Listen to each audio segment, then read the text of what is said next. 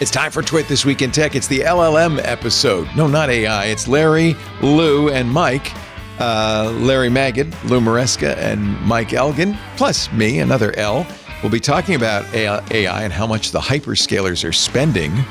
This year, almost $1 trillion to build out data centers. Data centers in space! What could possibly go wrong? And why McDonald's doesn't want you to use their products for your passwords. All that and more coming up on Twit. Podcasts you love. From people you trust. This is Twit.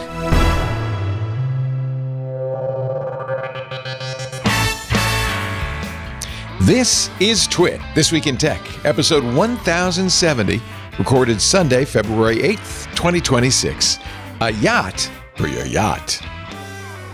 It's time for Twit, This Week in Tech, the show where we cover the week's tech news. Hello, everybody. If you're watching live, we started a little bit early because I guess there's a sporting event. Oh, yeah, the Winter Olympics later today. No, the Super Bowl later today. That's hence my outfit. I'm wearing, we decided with AI that everybody could be wearing their favorite outfit, right?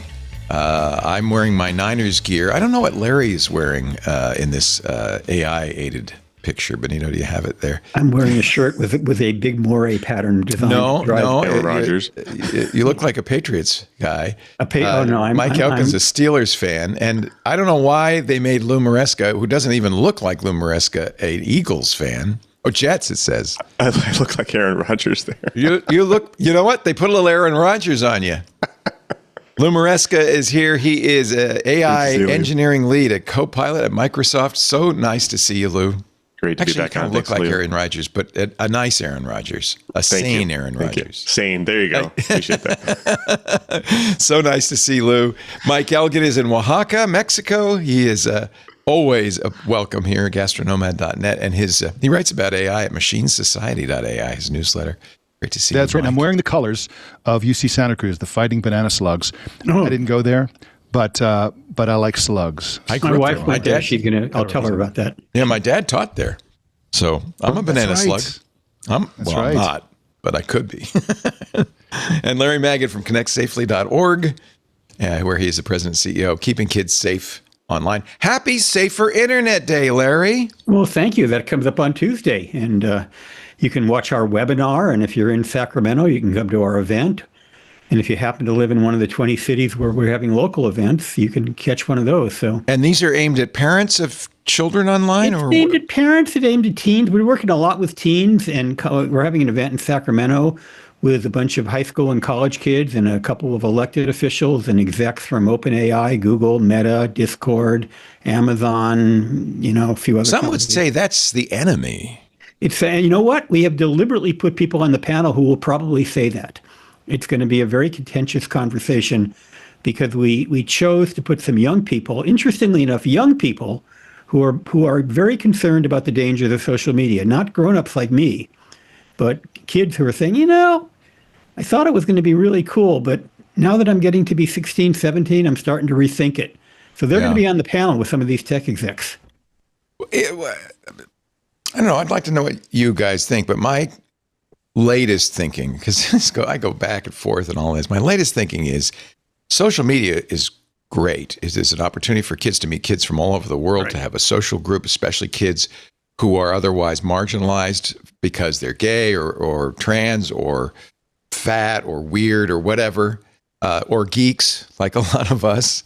And so it's good in that regard. Where it went wrong is where these big tech companies decided, well, we want to really make it sticky, and they turned algorithms on. If Instagram were as it was in the early days, just my friends and their pictures, I don't think it would be so bad. I know there's still the opportunity for somebody to follow models and say, oh, my body is not good and that kind of thing. But that would be something they would choose instead of being thrust upon them. Right. Do you agree? What's funny? You have kids in that age group, Lou. What are you doing with your kids? Yeah, I mean, I'm coming to the truth that you can't keep AI or technology or social networks away from kids. You might not want to, because don't they need to know how it works and how to defend themselves? It's all about literacy, right? It's all about understanding the limits and what you should and shouldn't be doing with it. And so that's what I've been doing. Yeah. And that's why we're in business. That's basically what we do. Education. Yeah. We You guys have a educate great contract too at connectsafely.org Oh, thank you. that parents can sign with their kids Yeah. so that, you can explicitly say, well, here's our rules. Yeah, and I love all the agree stuff with that- you both. I mean, I think that first of all, if you're growing up today and you're not learning AI, you're denying yourself an incredible skill that you need to have, like it or love it or hate it. Right. It's essential for the future. And the other problem with if you don't let kids use social media, they're going to at some point when they're 18 and the parents are no longer in control, they're going to do something probably more dangerous. And I always like to say, you're a kid for 18 years, you're going to grown up for who knows how long. A long time, hopefully. And so we I have to love the prepare stuff for that it. Yeah, I love the stuff Larry does because basically parents are kind of on their own to in a world where all their kids' friends are doing certain things, using phones, all the rest. And to have guidelines, to have agreed upon norms that parents can accept and share with their friends, that's the only way forward other than school bans. One of the I things think that I was kind of- worried that kind of, as clumsy. people who are digital natives became parents, which is currently the case, that we would be put out of business because they wouldn't need us. But surprisingly, we find we get a lot of good feedback from young parents, parents in their 20s and 30s and early 40s. They grew up with technology, but technology is changing so rapidly that even the tech natives are having to readjust constantly to what's happening, again, especially with AI. We wrote the Parents Guide for AI for all of the three major AI players. And, that stuff is very much in demand among young parents. Larry, Larry and Leo and Lou, I got a new buzzword for you. This is going to be the buzzword for the rest of the decade. We've all heard about the old buzzword, which is the attention economy. That's what we're talking about, where the attention economy began in the 50s with TV commercials, went through, it was described well in 1971, and then it became that phrase came into use in the 1990s. And the idea is that human attention is a limited commodity that can be commoditized, bought and sold, and as the amount of content grows exponentially, the amount of human attention stays the same. And so there's been this massive contest for limited human attention. And that's the attention economy. That's what divides our politics. That's what makes people addicted to social media and all the rest. The buzzword that's coming is the attachment economy, because AI is going to take attention to another level by making some people fall in love with chatbots, for example, humanoid robots that people respond in their brain chemistry as if they're people having the delusion that AI and robots and robotic pets that are run by AI actually have an inner life, have feelings, have all that kind of stuff. And so the attachment economy is the next step of the attention economy. I even am launching a Substack about this, and I'm going to be writing a lot about the attachment economy. But this is the risk. And again, like you say, Leo, the potential for social media is fantastic. It's a lifesaver for some people. And the potential for AI is the same thing. It's a massive upside for people who use it well, people who use it right. For the general public, however, these Silicon Valley companies are going to weaponize AI to make people feel emotionally attached to their products. They're already doing that, aren't they? It's already doing it. Mike, absolutely. how does that play in with the agency when these bots are actually agents? Instead of having to pay attention, they're actually doing it for you, right? They're booking your travel, they're booking your restaurant, they're doing your taxes, whatever it is. We used to look at them for information so we could do ourselves. They're doing for us. What does that mean? Well, it's giving us brain rot and all the rest. But we're in an Yeah, but you could say GPS in your car is giving you brain rot too. I mean, I know I don't. It does. Kids have no idea how to use a map. In my car, do they I've got need full to? Who knows? self-driving. There's even a case to be made that digital clocks give kids brain wear because they can't read analog clocks. I don't quite agree with that, but Right. Lou, what do you what's think? I mean, happening, though, Lou's is an AI guy. Lou's designing AI for more for enterprise, right? Yeah, For, I think the idea with agents is just got to build agents without turning basically human loneliness into the business model of the decade. I think that's right. really the whole key, and I think that's what we try to do is we try to make sure that they're helpful. But enterprise bots are not sycophantic. They do not fall in love with you, right? They're not because that's not what enterprise wants, right? If you're using Copilot and Excel, You don't want it to say, "Hey, great idea." Yeah, really. You're so smart. I have to say, though, you're doing some vibe coding, aren't you, Lou? Oh yeah, all the time. I do it every day. Yep. Whether it's for work or for home. And you're a professional coder. I'm a hobbyist coder. I still love coding, but there's so many. There's the old adage that sysadmins have: that if you do something more than 3 times, you should write a script to do it. Right. That's right. But that is always a difficult challenge. Like, am I going to do it a 5th time? Is it going to take me more time to write the script than to do it 100 times? Do I really ROI? Right. Yeah. And now it's like, no, just automate it, because it's so easy to tell, especially Claude Code. Oh yeah. Love Claude Code. I apologize to Copilot. But we love Claude Code. Oh my Use God, it every day. Something happened at Anthropic. They just blew up, and I think it's all about tooling and making things easier for people, bringing it downstream. Yeah. They released this week. Well, we'll get to the AI section. I want to keep with the social media briefly, because it is Safer Internet Day on Tuesday. More schools from Fast Company. More schools are banning phones so students can focus. It's actually now 29 states have passed laws that require K through 12 public schools to ban or limit students using cell phones on campus. Another 10 states require local school districts to take some kind of action. 77% of public schools 77% in the United States forbid students from having their phones out during class. We have scientific method for a reason. When you hear people say, "Well, that makes sense," seems always my hairs go up on the back of my neck, because it might make sense, but what does the science say? Ohio, which has clamped down over students' cell phone usage over the last 18 months. In fact, they have one of the strictest cell phone use policies as of last year. From this Fast Company article, in the fall of 25, I surveyed 13 Ohio public school principals. 62% described more verbal, face-to-face socializing. Somebody said, one school administrator said, it used to be really quiet at lunch, and now you can hear kids talking again, right? They used to be just like this. 68% noticed the students can stay on one task for more than 20 minutes without seeking a quick digital break. It's like the smokers, I got to take a break, man. 72% observed a shift from heads down scrolling to active conversation. 61% fewer online social conflicts spilling over into the real world. Even students, I think, are saying, yeah, this I feel better about this. So maybe these bans. Students what do you don't think? mind I think so much these if bans, the other students are also under the same. Yeah, as long as everybody's equal. Exactly. Yeah, I was against him at first. I mean, I wrote various articles, saying I thought they were a bad idea, but I'm beginning to rethink it. I mean, just all the things you're saying, and also talking to Connect Safely Student Advisory Council, talking to the kids that I work with, and surprisingly, some of them are happy with it. Just like surprisingly to me, although now that what you're saying, I think we're beginning to see that maybe it was a good idea. I mean, so now the next step is to what Australia has done. They've banned under 16s completely from social media. France, Spain, Malaysia, Denmark, all considering barring young people from Facebook, TikTok. Australia even bans them from YouTube.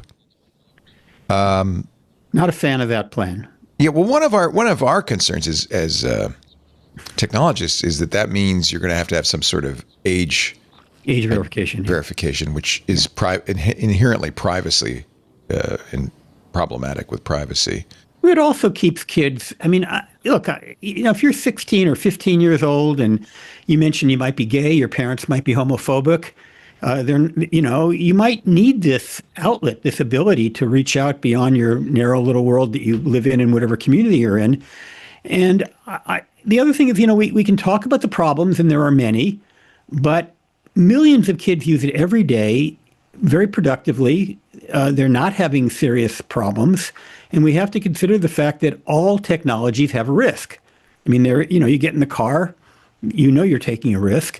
I'm not saying that we shouldn't have regulations, but I do question whether we should keep teenagers away from social media. It seems to me that we should put pressure on the companies to make them as safe as possible. And as Lou and that's what the EU is doing. They've told TikTok you have to disable addictive features like infinite scroll. Mm-hmm. Right. Well, this is getting closer to the heart of the problem. The problem isn't social media. The problem isn't being able to talk to people all over the world on topics that are very particularly important to you as an individual. The problem are the algorithms and the constant race to have the most addictive algorithms. TikTok is by far the winner now because their algorithms will just show you. Yeah, and people just swipe. You look around here in Oaxaca and all over the world, wherever we travel, that you see the police standing there looking at their phones, and you go up and look at their phones, and they're on TikTok. Right? Lisa, you can't get away from it. Yesterday, Lisa was sitting behind a police car at a light. The light went green. The police car didn't move because the officer was on his phone, and now she did something I would never have done. She honked and waved, "Come on," and he looked at her. But he didn't write a ticket. He moved because he knew he shouldn't have been doing that. So one. This is the trial that's going on in L.A. right now, right? This is the big trial going on with all the big social. Although Snap and I think TikTok settled before the trial, but YouTube and Facebook and Instagram are in there, and the whole premise of it is the lawyers are gearing up to argue that the companies behind these platforms are designing their sites to be deliberately addictive. Now, I don't buy the internet addiction thing. It's not heroin. It's not even cigarettes. It's not addiction. It's more like chocolate, in my opinion. It's more like chocolate. Chocolate. That's fair. Chocolate can be deadly. Chocolate. But we don't ban chocolate. No. We expect people to have some restraint. There you go. It's more like McDonald's because McDonald's fast food is engineered to bypass your self-control because of the salt and the way they do the umami and all that stuff. It's engineered to make it irresistible. And they put sugar. McDonald's puts sugars in almost every single thing, including the hamburgers. Buns, in everything. In the buns, yeah. And so that's the problem. It's the deliberate engineering to bypass your reason and go straight for your sort of mental hardwiring that needs certain types of stimulation. It's basically we're trying to patch the attention and attachment economy at the edge. So, we're trying to make things better, and I think it's all about, like you said, it's all about making sure you just you make awareness, you give awareness to people rather than trying to manage it there. And the other thing, Section 230, when it was written in 1996, this is by the way. Yeah. Happy anniversary. Section 230 is now 30 years old. Well, and it's getting a little old, getting a little gray. Not that I should complain, but when it was written, it was during the days of AOL, CompuServe, Prodigy. They didn't have algorithms. I don't recall AOL, sort of figuring out what I wanted and putting me into a forum or whatever it had. And so at the time, they really were just forums and not publishers. But I would argue that if they're feeding you an algorithm, isn't that being a publisher? Isn't that like the New York Times deciding what to put on the front page? Agree with you 100%, Larry. That's exactly right. Those are editorial decisions, albeit in software and very complex. Yeah. But they are deciding what's important, what isn't important. And that's very different from I follow 100 people and I get everything those 100 people say. Right. And some of them are nutcases. They're deciding what I see. Yeah. And if there's a nutcase among them and they defame you, you sue them. You don't sue CompuServe if it still existed. But again, it's different with these social media companies. All right. And it's not static. These things are always evolving to become more compelling. And so we stay the same, but the algorithms that attract us in this attention economy, right, just keep getting better and better and better. And everything's been TikTokified because that's the model that worked best. So you go to Instagram or any other even Facebook's got Reels now. Network. I can't get away from those Facebook Reels. And they are so clever. And the meta thing where they know all my interests.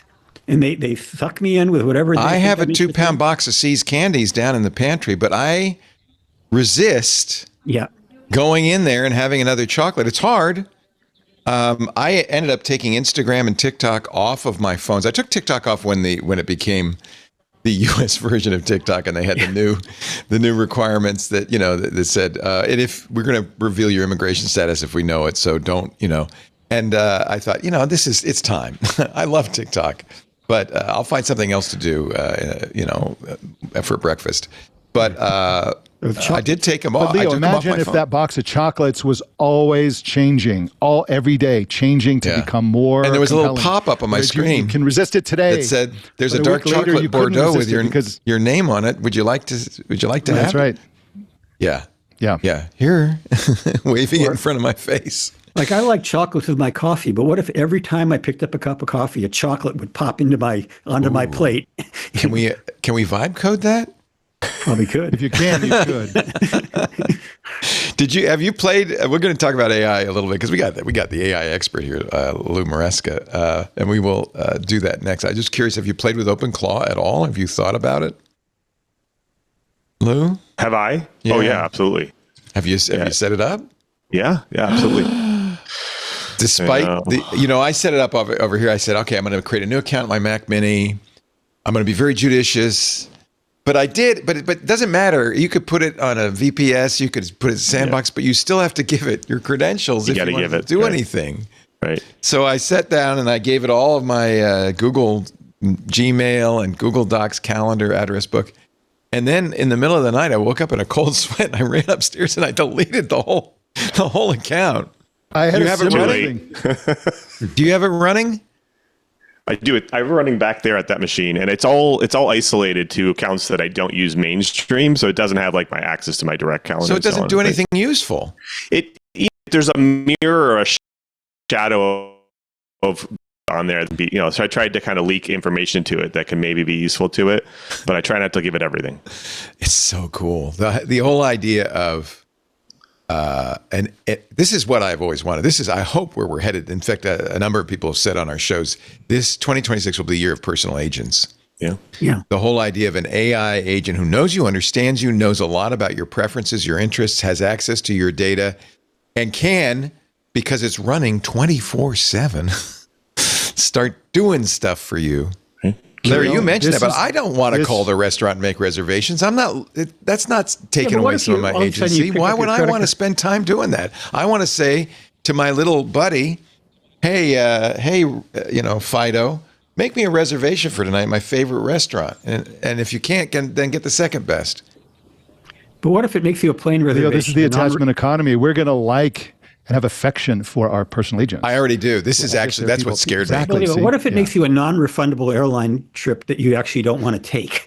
I mean, well, then you have veto power over it. Then it screwed me. Yeah. Well, Lou, you could set it up so it doesn't do that. I was going to give it a credit card with a $5 limit. Yeah, well, okay.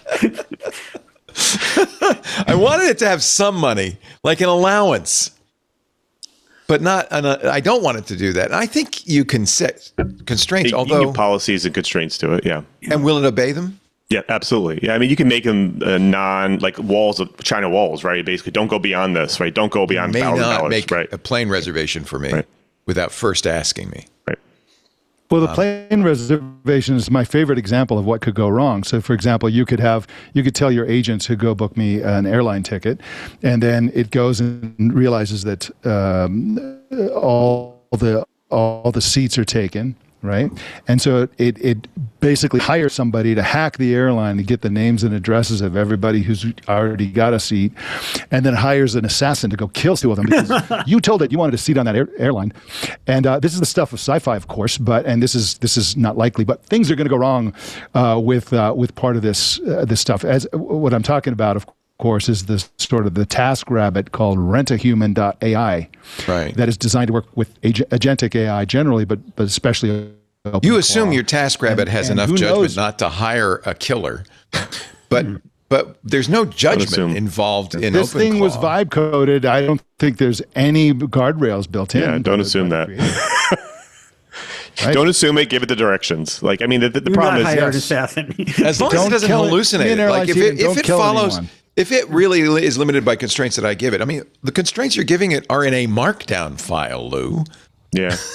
It's not like chains. I mean, it's as long as you know that it will not do what you say not to do. Right. I mean, you got to be explicit. Just like every company nowadays, assume that you have breach, assume you have people breaking into your network, like assume that the AI is going to do bad things. Yeah. Do zero trust. Yeah. All right. Well, we'll talk a little more about AI. We got some great people on here. It's great to have you. Lou Maresca. He is engineering lead at Copilot at that little company up in Redmond called Microsoft.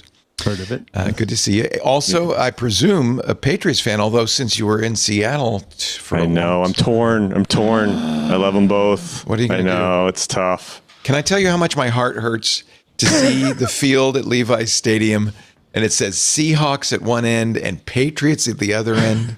Can I tell you how much that breaks my heart? Imagine going to Gillette and seeing, 49ers and Seahawks or something there. You would be unhappy. It's sad. Anyway, we're doing the show a little bit early so that we can get out of the way and let you watch the Super Bowl. Appreciate that. I appreciate. My wife's watching the Olympics, by the way, instead of the Super Bowl. Yeah, who scheduled those at the same time? I don't know. I mean, you can't have Snoop Dogg at both. Weren't they thinking? They could have put the just Winter one Olympics man. in the summertime. That would have gotten it out of the way of the Super Bowl. He's just one dog. Good idea. Mike Elgin is also here from Oaxaca. Always great to see you. MachineSociety.ai. Do you know yet what your attachment blog will be or newsletter? The attachment economy.substack.com for now, and then it'll convert over to the attachmenteconomy.com. Good. In a couple of days. I like that thought. I can't wait to read more. that's a good We can idea. talk more Fun about that ride. on the show. Yeah. I think I'm already. I've been writing about that theme for a long time. I know I'm attached. I call it Claude pilled because Yeah. on intelligent machines. Better than Grok Sucker. Yeah, I'm a grok sucker. I'm a clanker. Well, I'm a it's clanker. funny about when I talk to my AI, like in the car, I will talk to AI. And I find myself developing a much more attached relationship than when I'm typing at it. That's why they do the chatbots. That's precise.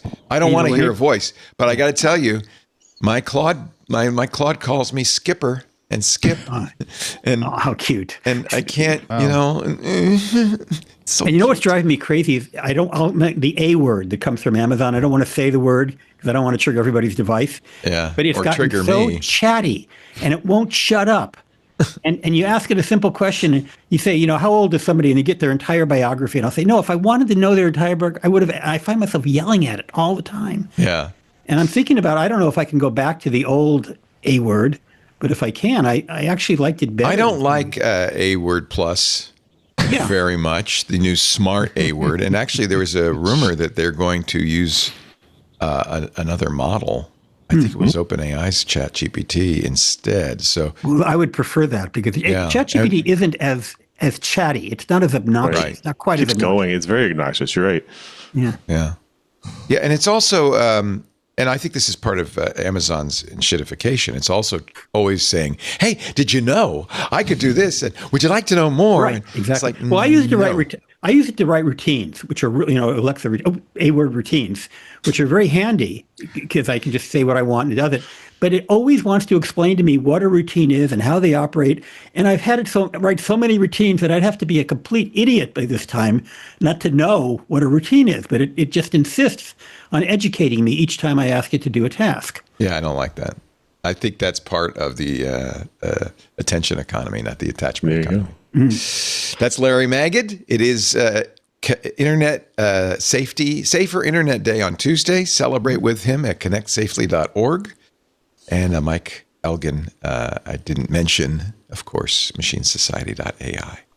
We'll get to the AI in just a bit. Our show today brought to you by Bitwarden. Let's talk security briefly. You have a good password manager. I figure anybody listening to this show knows you need a password manager. Right? Right? Bitwarden's the one I use and recommend. Steve Gibson, too. It's the trusted leader in passwords, pass keys, and even secrets management. I keep my SSH keys in there. It generates them and it will automatically deliver them. And there's even a Bitwarden MCP server, so my credentials are safe when I'm using OpenClaw. How about that? Bitwarden is consistently ranked #1 in user satisfaction by G2 and software reviews, over 10 million users across 180 countries. And Bitwarden is great for business too. More than 50,000 businesses choose Bitwarden. So whether you're protecting one account, your own, or thousands, your employees, Bitwarden will keep you and them secure all year long. And one of the things I love about Bitwarden, they're always adding new features. The new Bitwarden Access Intelligence, for instance, for enterprise, Organizations can use it to detect weak, reused, or exposed credentials. This is probably the number one problem right now in businesses is, you know about security, but do your employees, do your users know about password security? Or are they reusing passwords? Are they writing passwords on Post-it notes, putting it on the machine? Do they care that their passwords have now been exposed in a breach? Well, Bitwarden will tell them you've got a weak password or it's been exposed and immediately guide remediation, replacing risky passwords with strong, unique ones. And that is huge. It closes probably the number one security gap now. Credentials, a top cause of breaches. But with Access Intelligence, automatically they're visible, prioritized, and corrected before exploitation can occur. Bitwarden, though, is always thinking about its users. For instance, if you are, you have a home lab, you're working on personal projects, you'll love Bitwarden Lite, a lightweight, self-hosted password manager built for home labs, personal projects, environments that want a quick setup with minimal overhead. This is one of the advantages you get with Bitwarden because it's an open source project. Because it's open source, they can do stuff like this. They're not driven by the need to extract every penny out of you. Bitwarden's now enhanced with real-time vault health alerts for everyone. Those password coaching features I mentioned help users identify their own weak, reused, or exposed credentials and take immediate action to strengthen security. And if you're right now using your browser for passwords, a lot of people do, Bitwarden will now directly import from Chrome, Edge, Brave, Opera, and Vivaldi browsers. So direct import means they go right into the encrypted Bitwarden vault and out of the password manager built into your browser without requiring that separate plain text export. That simplifies migration, helps reduce the exposure associated with manual export and deletion steps. G2 Winter 2025 reports Bitwarden continues to hold strong, number one in every enterprise category, and that's now for 6 straight quarters. Setup is easy. You can import from most password management solutions. It'll be very easy to move from your current solution to the open source solution. And Bitwarden's open source code is right there on GitHub regularly. You can look at it, but it's also regularly audited by third-party experts. And unlike some other companies, they publish the results of those audits. They're very open. That's important. SOC 2 Type 2 compliant, GDPR, HIPAA, CCPA compliant. They're ISO 27001 2002 certified. This is the gold standard. Get started today with Bitwarden's free trial of a Teams or Enterprise plan, or get started for free forever across all devices as an individual user. Bitwarden.com/twit. That's bitwarden.com/twit. Now I'm interrupting your commercial, but I actually am interested.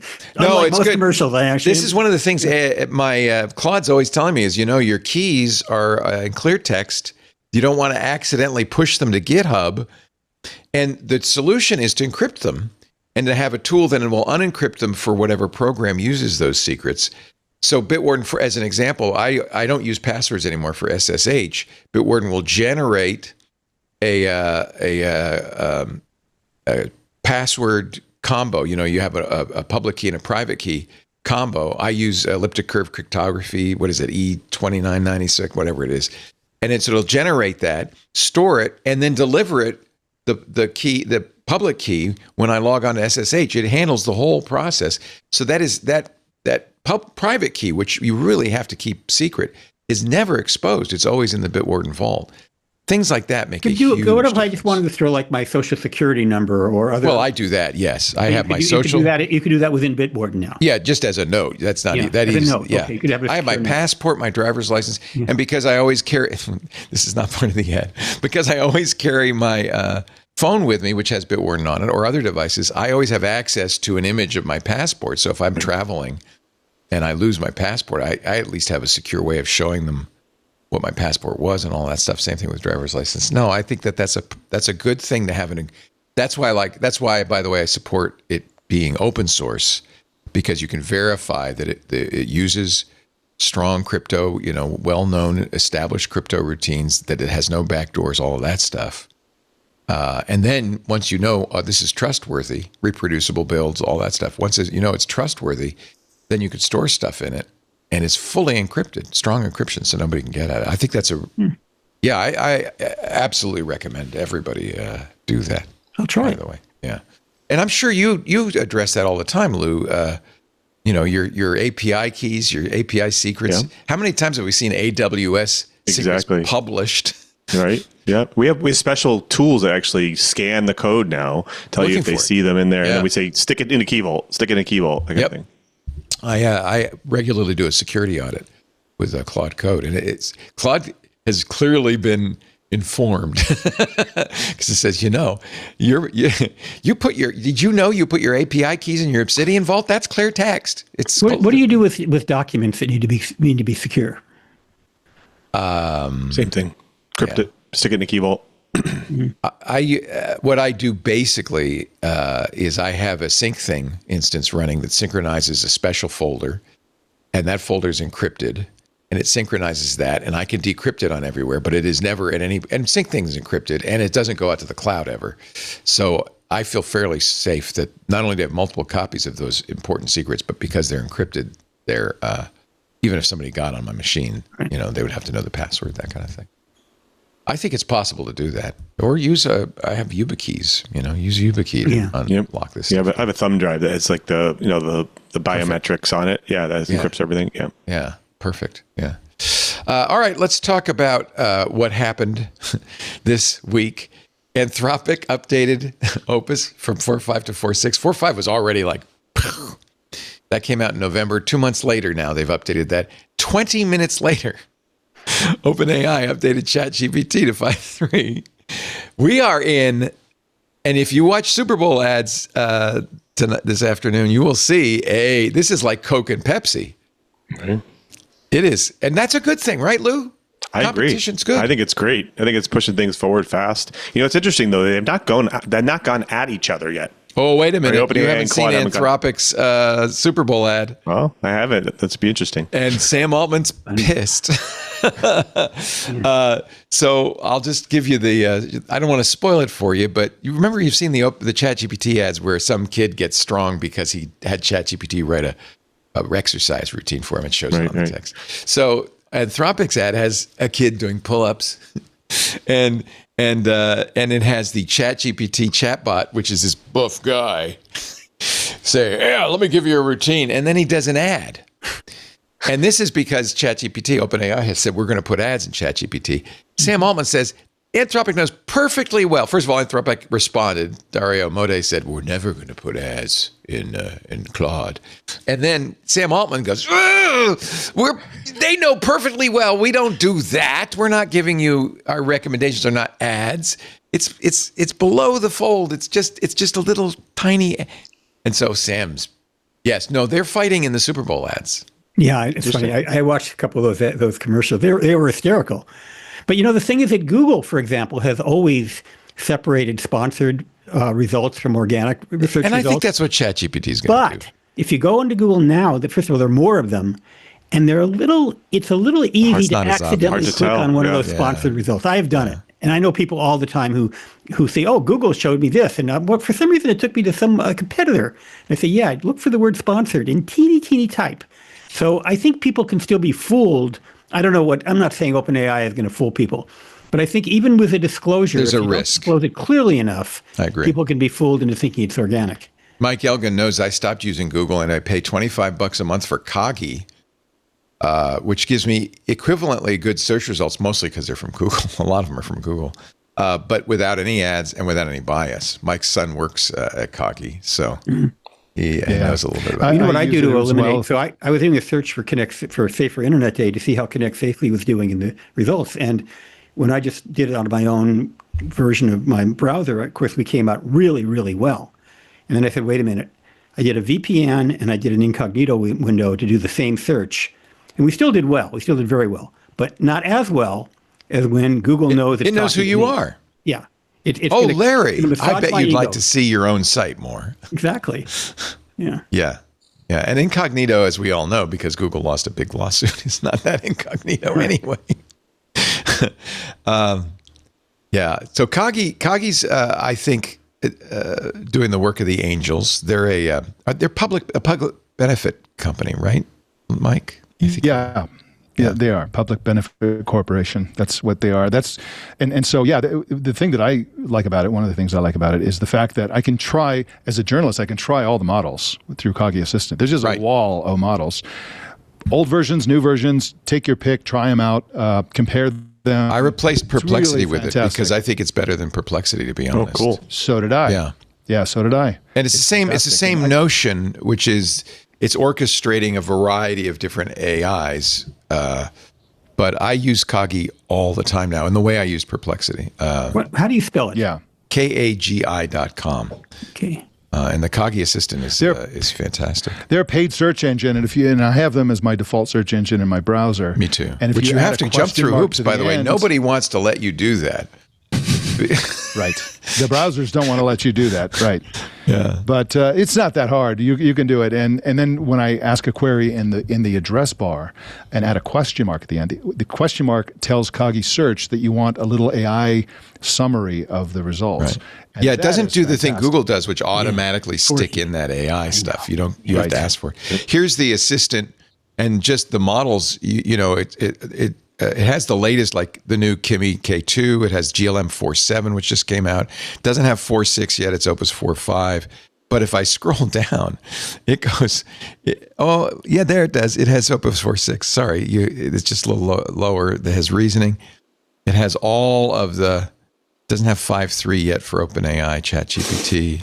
So if you subscribe, Meta. can you cancel your $20 a month or whatever you're paying to the individual AI things and it will take care of it, or do you have to still pay? It's a different kind of thing.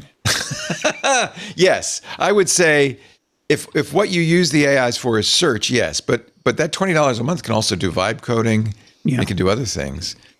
I'm embarrassed to admit that after I played with Claude Code for a while, I ended up buying Claude Max because I want all the tokens. I'm sure you probably, as a Microsoft employee, get access to unlimited tokens, right? No, I wouldn't say that. No? No. We have challenges a lot sometimes. Yeah. Well, because you see, one of the things people do now with these vibe coders is they'll spin up 5 or 6 of them, and then each of them will spit up more sub-agents. That's something was added 4.6. Here's an interesting, I thought a very interesting result in Claude. Opus 4.6. They were able to find 500 0 days in open source code. They set all of the companies now do things like this. Anthropic said, let's take Claude Opus 4.6, the new model, before the debut. Anthropic's Frontier Red team put it in a sandboxed environment, gave Claude model everything it needed to do the job, access to Python, vulnerability analysis tools, debuggers, fuzzers, no specific instructions or specialized knowledge. Claude found more than 500 verifiable, previously unknown 0-day vulnerabilities. Now, on the one hand, you go, that's fantastic. On the other hand, just think, hackers also have access to these tools, and they're probably doing the same thing. You know what drives me nuts about the new models, though, is all these services, including Perplexity, they charge extra for the new models that come in. They'll say, hey, you have to upgrade. But like, for instance, Opus 4.5 and 4.6, they're exactly the same cost. Like the cost to API, their tokens, everything's exactly the same, but you have to pay extra to use it. It's all about getting the newest model sooner. So when services do that, I step away from it. Yeah, and the thing is, Google, Microsoft, Amazon, Apple, all these companies have other revenue streams. OpenAI and Anthropic, they're spending the investors' money. They really are desperate to have some sort of revenue stream. That's why OpenAI is doing ads. That's why Anthropic's saying they have also a fast mode that you can turn on for 4.6 that makes it faster, but consumes tokens at, 6 times the rate? Right. Well, the reason why that is they don't do the reasoning part of it. They actually shove everything in the context window so that you have all the context there, and then the model just reasons on that, which just makes it faster. Yeah. 4.6 has a 1 million token context window, which is pretty big. Pretty big. It means you could dump a lot of documents in there. Bigger memory, lots more memory. Yeah. Anything else we want to say about AI before we move on? I think we've said it all. Yeah. Lou, you're so wow. I'm amazed you're using OpenClaw. Oh yeah. I try to use everything. You know, I got to keep up on it. It changes so often. You know, it's just amazing. That's what's a little scary. I think for everybody on the frontier of this stuff is it's moving so fast. It's hard to. I used to say that AI is sort of the equivalent of the World Wide Web or broadband or the iPhone, but I now think it's the equivalent of electricity. It is such a fundamental change compared to anything I've seen in my 40 years as a technology journalist. I really don't want to oversell it. I'm very cautious about that. But as a user, I'm blown away every single day, and it's hard for me. I think, like I said, I got Claude pilled, and I think I'm maybe need to get some objectivity on this, and I was hoping to get some, but you guys aren't helping us. It is something happened. So Lou, I'm curious if you use Multbook. Notebook LM. I don't use that. No. Multbook. The Facebook for AI agents. No, I do not use that. So where do we stand on the controversy? Because there's a lot of evidence that most of it is just made out of people, basically. And, even if it's not, if you go to, it's just a toy. I mean, what it is in theory is a bunch of OpenClaw instances talking to one another, right, and having existential dramas. And maybe there's a lot. Is it really that? I don't think it really is that. So if you go to the actual Reddit, they say it's based on Reddit because the agents can vote up or vote down comments and post. But on the real Reddit, some 2-digit percentage of the posts there are AI generated, and 2-digit percentage of because people are just copying and pasting from ChatGPT or whatever and pasting it into Reddit, and so that's a problem on Reddit, and that's basically what Multbook is. Humans are saying, "Hey, post this," and the agentic part of it is just the copying and the pasting. Not necessarily. Right? There is actually certainly it's possible. I can't vouch for what percentage of it is. It's a mixture. But you could absolutely give it Multbook, give OpenClaw Multbook credentials, and it will go and start interacting. You could tell it to do that. It's perfectly capable of doing that. I'm not sure there's any value in that whatsoever. And it's just a toy. By interacting, it's copying and pasting into an AI chatbot, and then copying and pasting from that back into Multbook. It's basically not this sort of like hive mind machine society. It's not like a singularity. It's more copying and pasting to and from AI chatbots, mostly. I don't know what percentage of it is. It's completely possible, and maybe in the early days was that it is fully autonomous, that no humans are involved, and that the input that it's getting from Multbook, it's responding to and posting, and it's going on like that. And I think you can verify that because in many cases these threads descend into madness.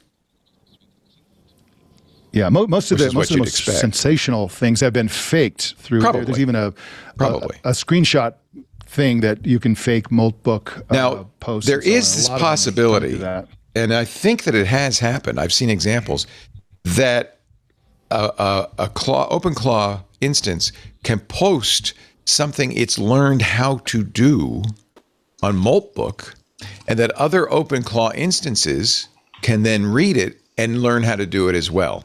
Yeah. So the really interesting possibility, I don't know if it's, I know these things are happening. I've seen it happen, but I don't know how valuable it is. But the real possibility is it could be a massive step forward in terms of self-improvement.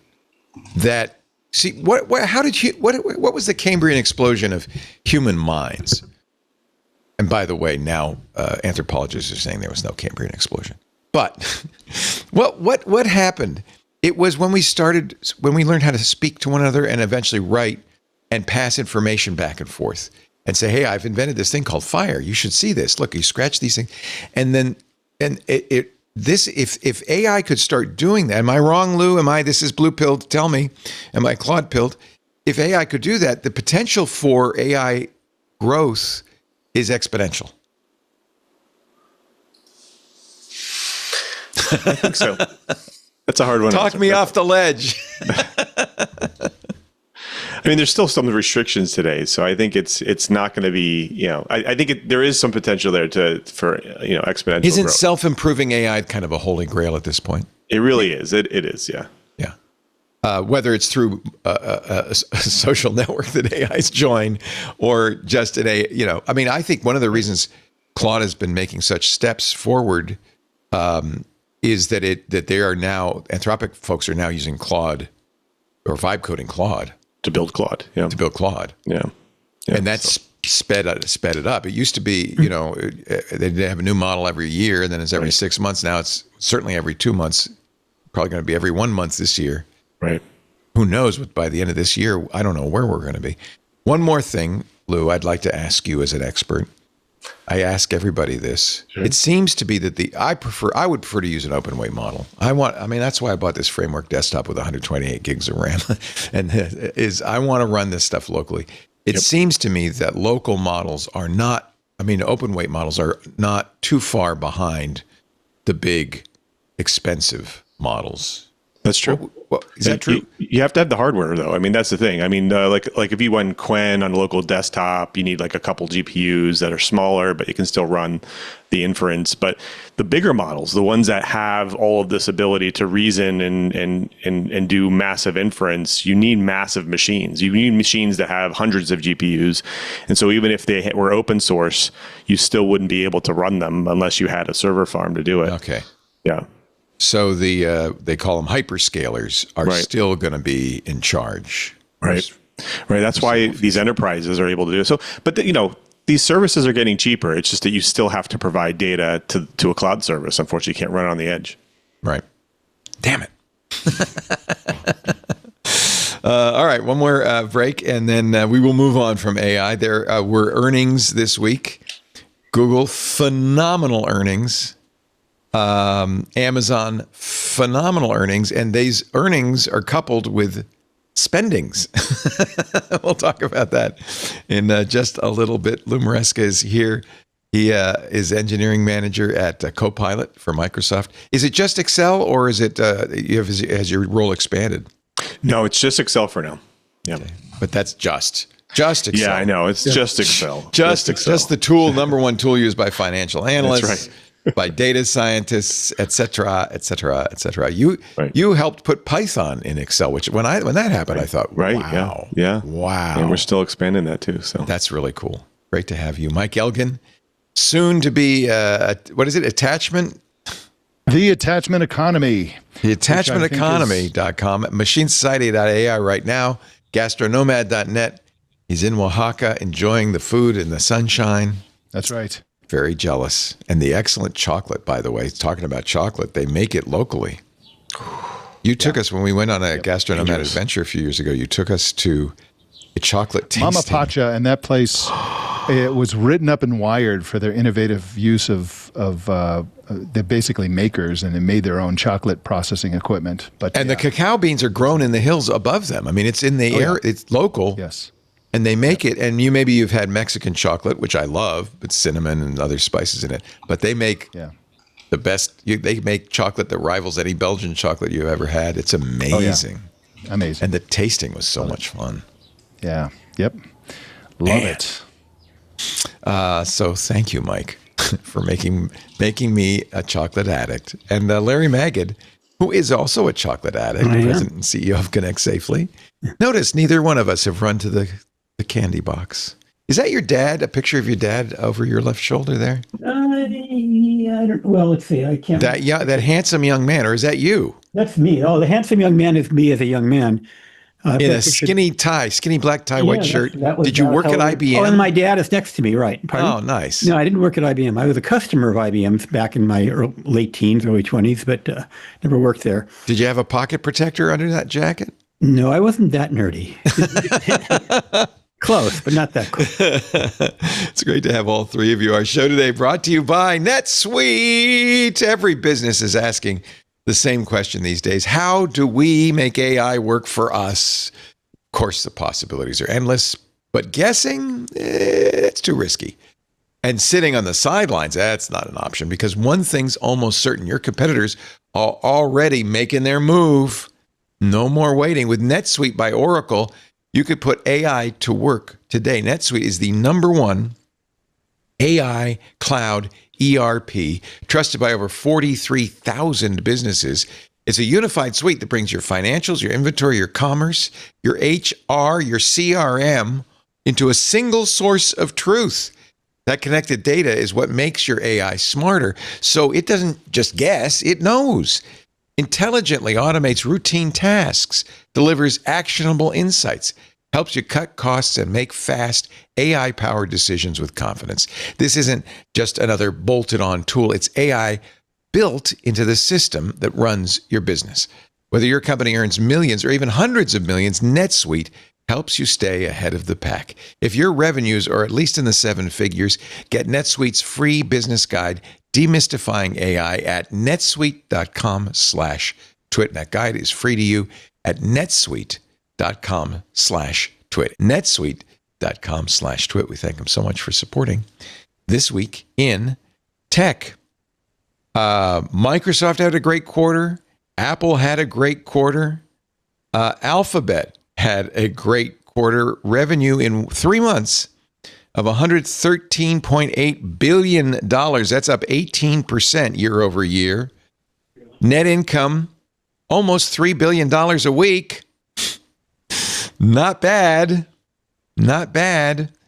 But, and this is the same story for Meta. Meta had a great year, but their stock tanked because they decided they're going to spend a lot of money. And what is most of that money going to be spent on? You guessed it, AI. To meet customer demand and capitalize, this is Sundar Pichai talking, and capitalize on the growing opportunities ahead of us, our 2026 capital expenditure investments are anticipated to be in the range of $175 to $185 billion a year. Looks like chump change when you hear Microsoft has $600 billion in AI commitments. Yeah. And Amazon, $200 billion in AI spending planned. And if you add them up, it's Alphabet, Microsoft, Meta, and Amazon together are looking at $700 billion, which, think of that number. Yeah. Is that all data centers? Or that would fill the stadium with $20 bills. It's data centers, it's power needs, it's all of that. It's data, getting the data. Where are you going to find the data to train these things? Paying Meta for it. and Microsoft, same basic story with the CapEx through the roof. Meta's CapEx last quarter was $22 billion.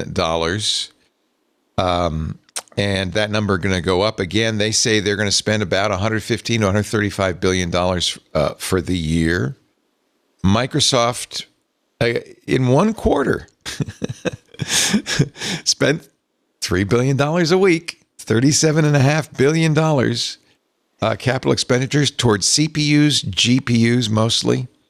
Again, for AI demand. Not that Microsoft's revenue was hurt. It was up $81.3 billion, 17% year over year growth. So these companies are having huge profits. You know what's so but depressing? they're spending it all. It's depressing. I just, for some reason, as you were talking about this, my 1099 to connect safely from our donations from Meta arrived, and I'm looking at the number, and it is nothing compared. I mean, I don't even know how many billions, the fraction of zeros away from the kind of money you're talking about. I mean, it's pennies. The stock market's punishing these companies. We're grateful for their contribution. I want to make Microsoft had a huge. I can't remember what it was, but it was a huge. I mean, they're at 12%. I think their stock went down in an hour. Yeah. And it's not because they're not profitable. It's because they announced they're going to spend a lot of money on AI, and I think the market is looking at this and saying, "Well, where's the money in AI that you're going to be spending?" I honestly, after what we just talked about, it feels to me like there is an upside. Absolutely. I think not only do you have to spend this money, as a hyperscaler, because you're competing against everybody else, and they're spending it. But it is. Is it a winner take all market? No, I think there's plenty to go around. I think the upsides are very strong. I know the market doesn't believe that. Right. That's the problem. Is I think there's people are freaking out because everyone's saying they're wasting money. We haven't seen the fruits of the labor just yet, and we're going to put our money elsewhere. But I really think that this is the year of, I coined it right now, the decision making as a service. It's really where these agent companies are going, and that's where the money is going to make it happen. So, yeah, and you have to spend at this point. You have to spend to make it. Of course, does a lot of this money go in NVIDIA's pocket? I think so. Yeah. Well, the TSMC, there's a lot of companies now that are TSMC is doing very well. In fact, TSMC, which basically was a captive company by Apple. Apple was using them for all of their chips. Has said, yeah, not so much anymore. Apple, get in line because there's a lot of demand for our chips from NVIDIA and other companies. Has anybody tried to buy any RAM lately? Yeah, look at that. It's not cheap. I had that intuition. That's why I bought the 128 gigabyte framework desktop 6 months ago, and I bought a new laptop a few months ago because I don't know what it's going to look like into this year, but RAM prices have more than doubled just because of this. Yeah. Companies like Micron have said we're not going to sell to consumers anymore. There's too much money to be made selling to enterprise. And in fact, computers may be over. It's the Steam machine, which is a pretty exciting gaming machine from Valve, is now delayed, and they're saying it's going to probably cost more than we thought because we can't make them. They're too expensive. So, but you know what? This is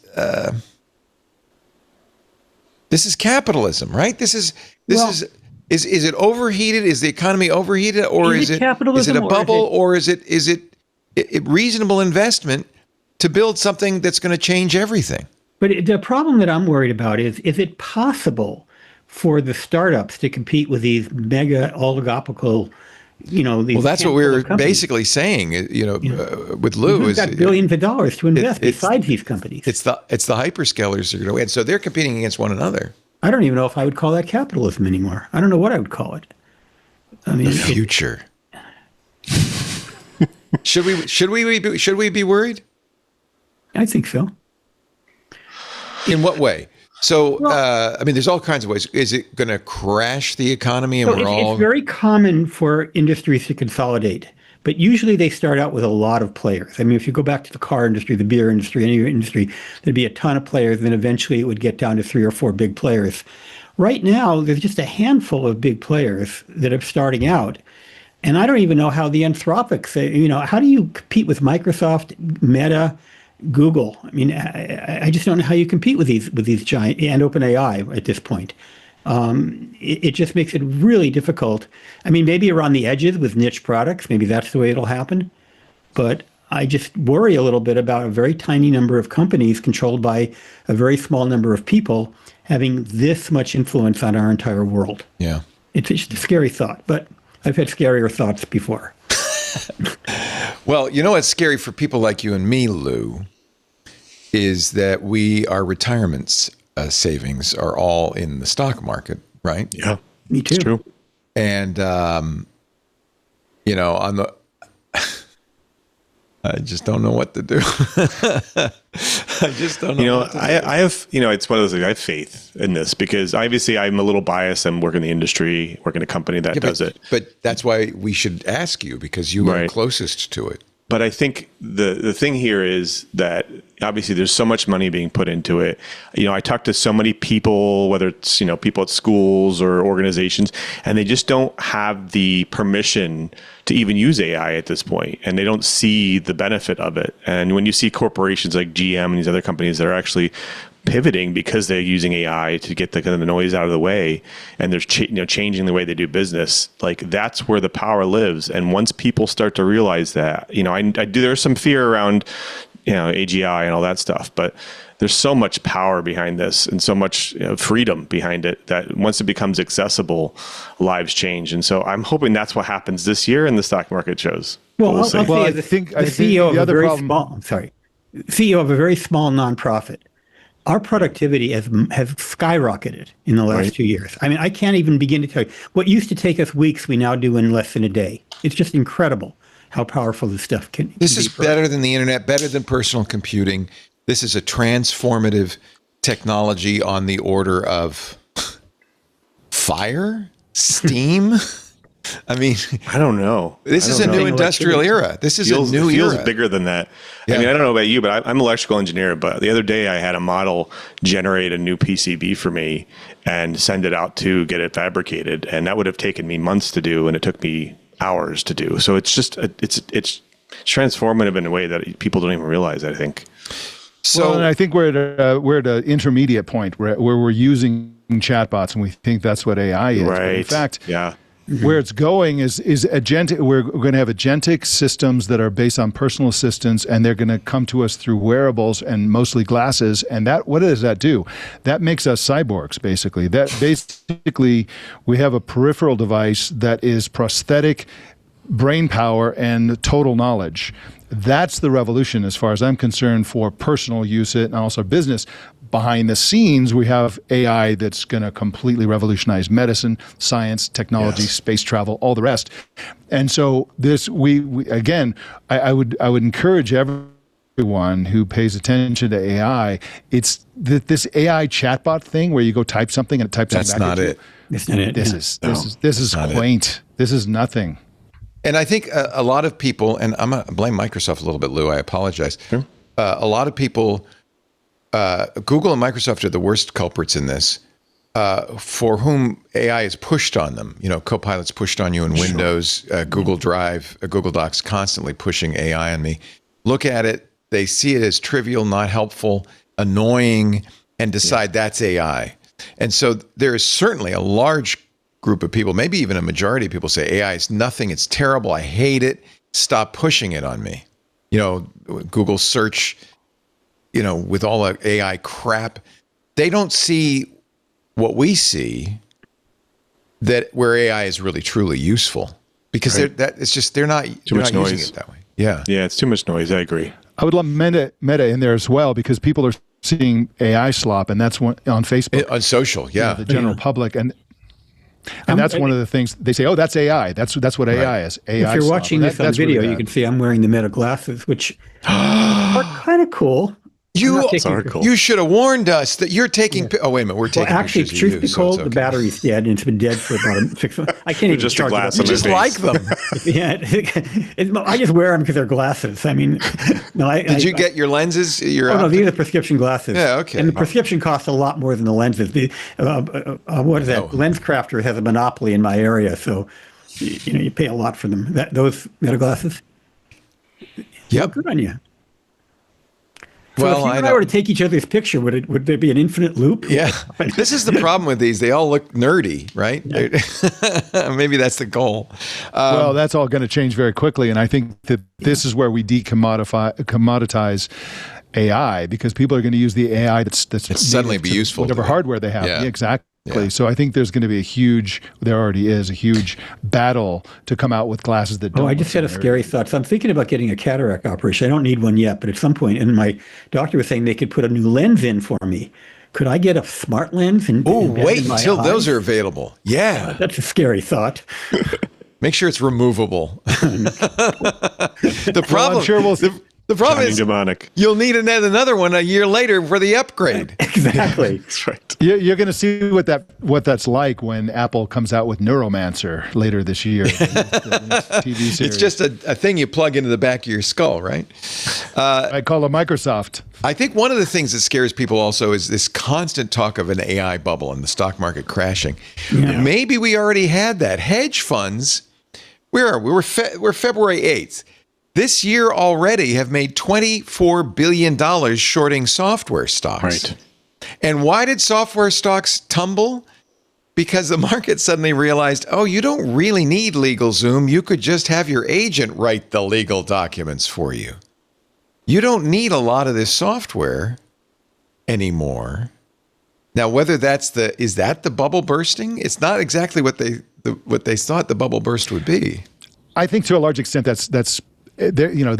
Everything behind the stock market is people, right? Yeah. And they are delusional. You don't believe in the wisdom of the crowds, then? I don't think that everybody understands where AI is going. Nobody understands where AI is going. But one of the mistakes everybody makes is they get caught up in the hype and they think, oh, we're going to be able to lay off half our employees and replace them with chatbots. Well, that's not how it works. Actually, what AI is going to do is it's going to magnify the capabilities of employees. The companies that do that are going to have much greater capabilities, and to compete with those companies, you're also going to have lots of employees with magnified capabilities. It's not about laying people off.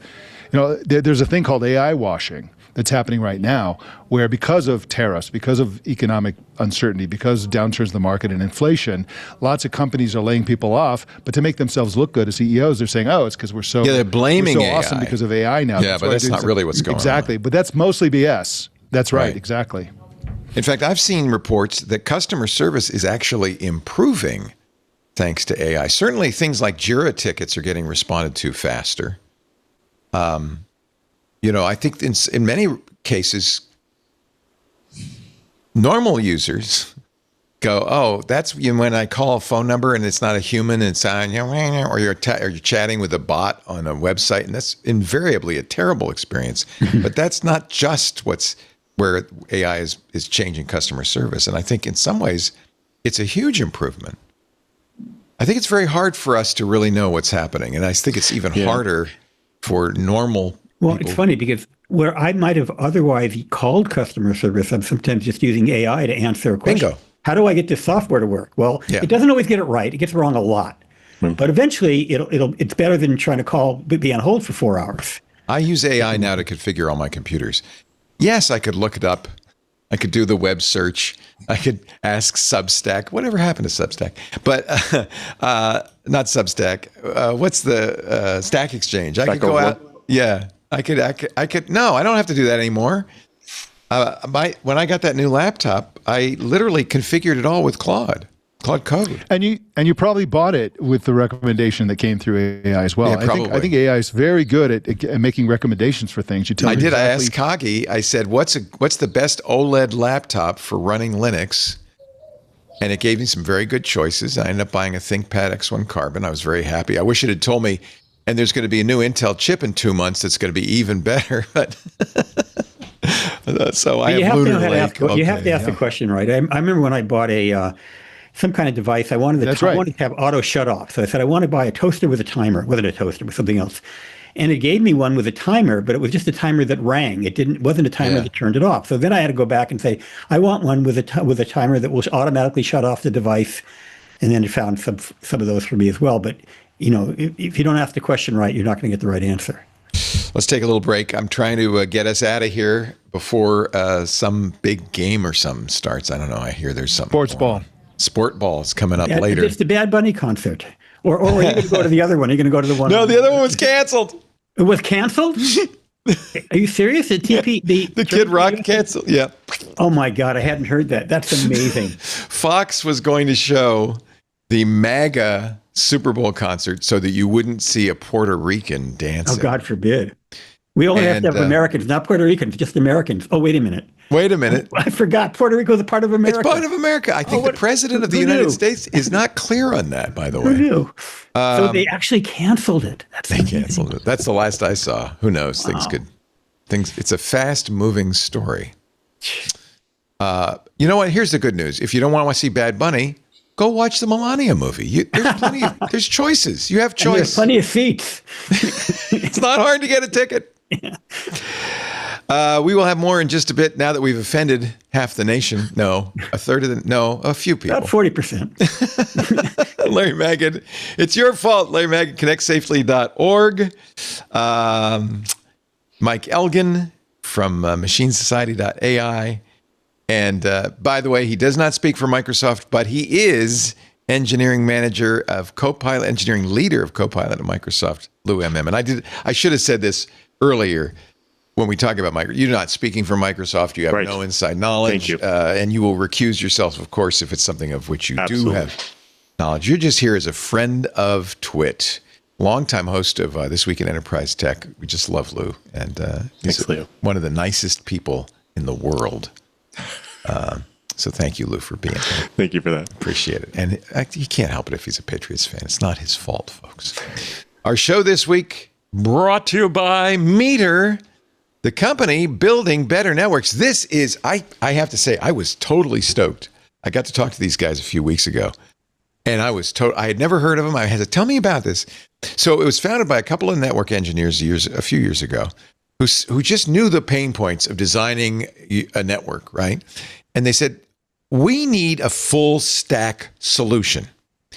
From soup to nuts, we need to have a way to do it all because it's the only way to make sure everything works and you don't get that runaround where it's not our fault, it's their fault.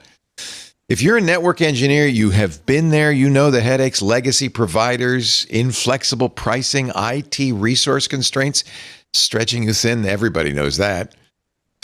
Complex deployments across fragmented tools. Look, the network's mission critical to the business. You're mission critical to the business, but you're working with infrastructure that just wasn't built for today's demands. That's why businesses are switching to Meter. You know who uses Meter for their data centers? Reddit. Meter delivers full stack networking infrastructure, and they do it everything, wired, wireless, even cellular. It's built for performance and for scalability and for reliability. Meter designs its own hardware. They realized you have to do this. They write their own firmware. They build their own software. They manage the deployments. They provide after-sales support. Soup to nuts. They offer everything from they'll help you with ISP procurement, security, routing, switching, wireless, firewall, cellular power, DNS security, VPN, SD-WAN, and multi-site workflows all in a single solution. You know, I think part of this has happened because of companies like these hyperscalers where the knowledge of how to build a data center has now migrated down to the point where Meter, these problems are solved, and Meter knows how to do it. They've created a single integrated networking stack that scales. I mean, they're in major hospitals. Talk about a hostile environment. A hospital is a very difficult place for wireless, right? Because the MRI machines, all of the different equipment. They do it for branch offices. That's a big problem where you have offices in different geographic locations, all on the same network. Meter can do it. You acquire a warehouse with their own weird wireless setup. Meter can transform it into something that works with your network. And large campuses, even data centers, even, as I said, Reddit. Here's a great testimonial from the Assistant Director of Technology for the Webb School of Knoxville.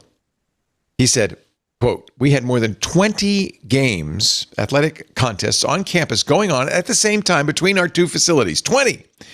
Each game was streamed via wired and wireless connections. The event went off without a hitch. We could never have done this before Meter redesigned our network. Oh, it's a dream come true. With Meter, you get a single partner for all your connectivity needs, from first site survey to ongoing support without the complexity of managing multiple providers or all passing the buck, right? Or tools. Meter's integrated networking stack is designed to take the burden off your IT team and give you deep control and visibility, reimagining what it means for businesses to get and stay online.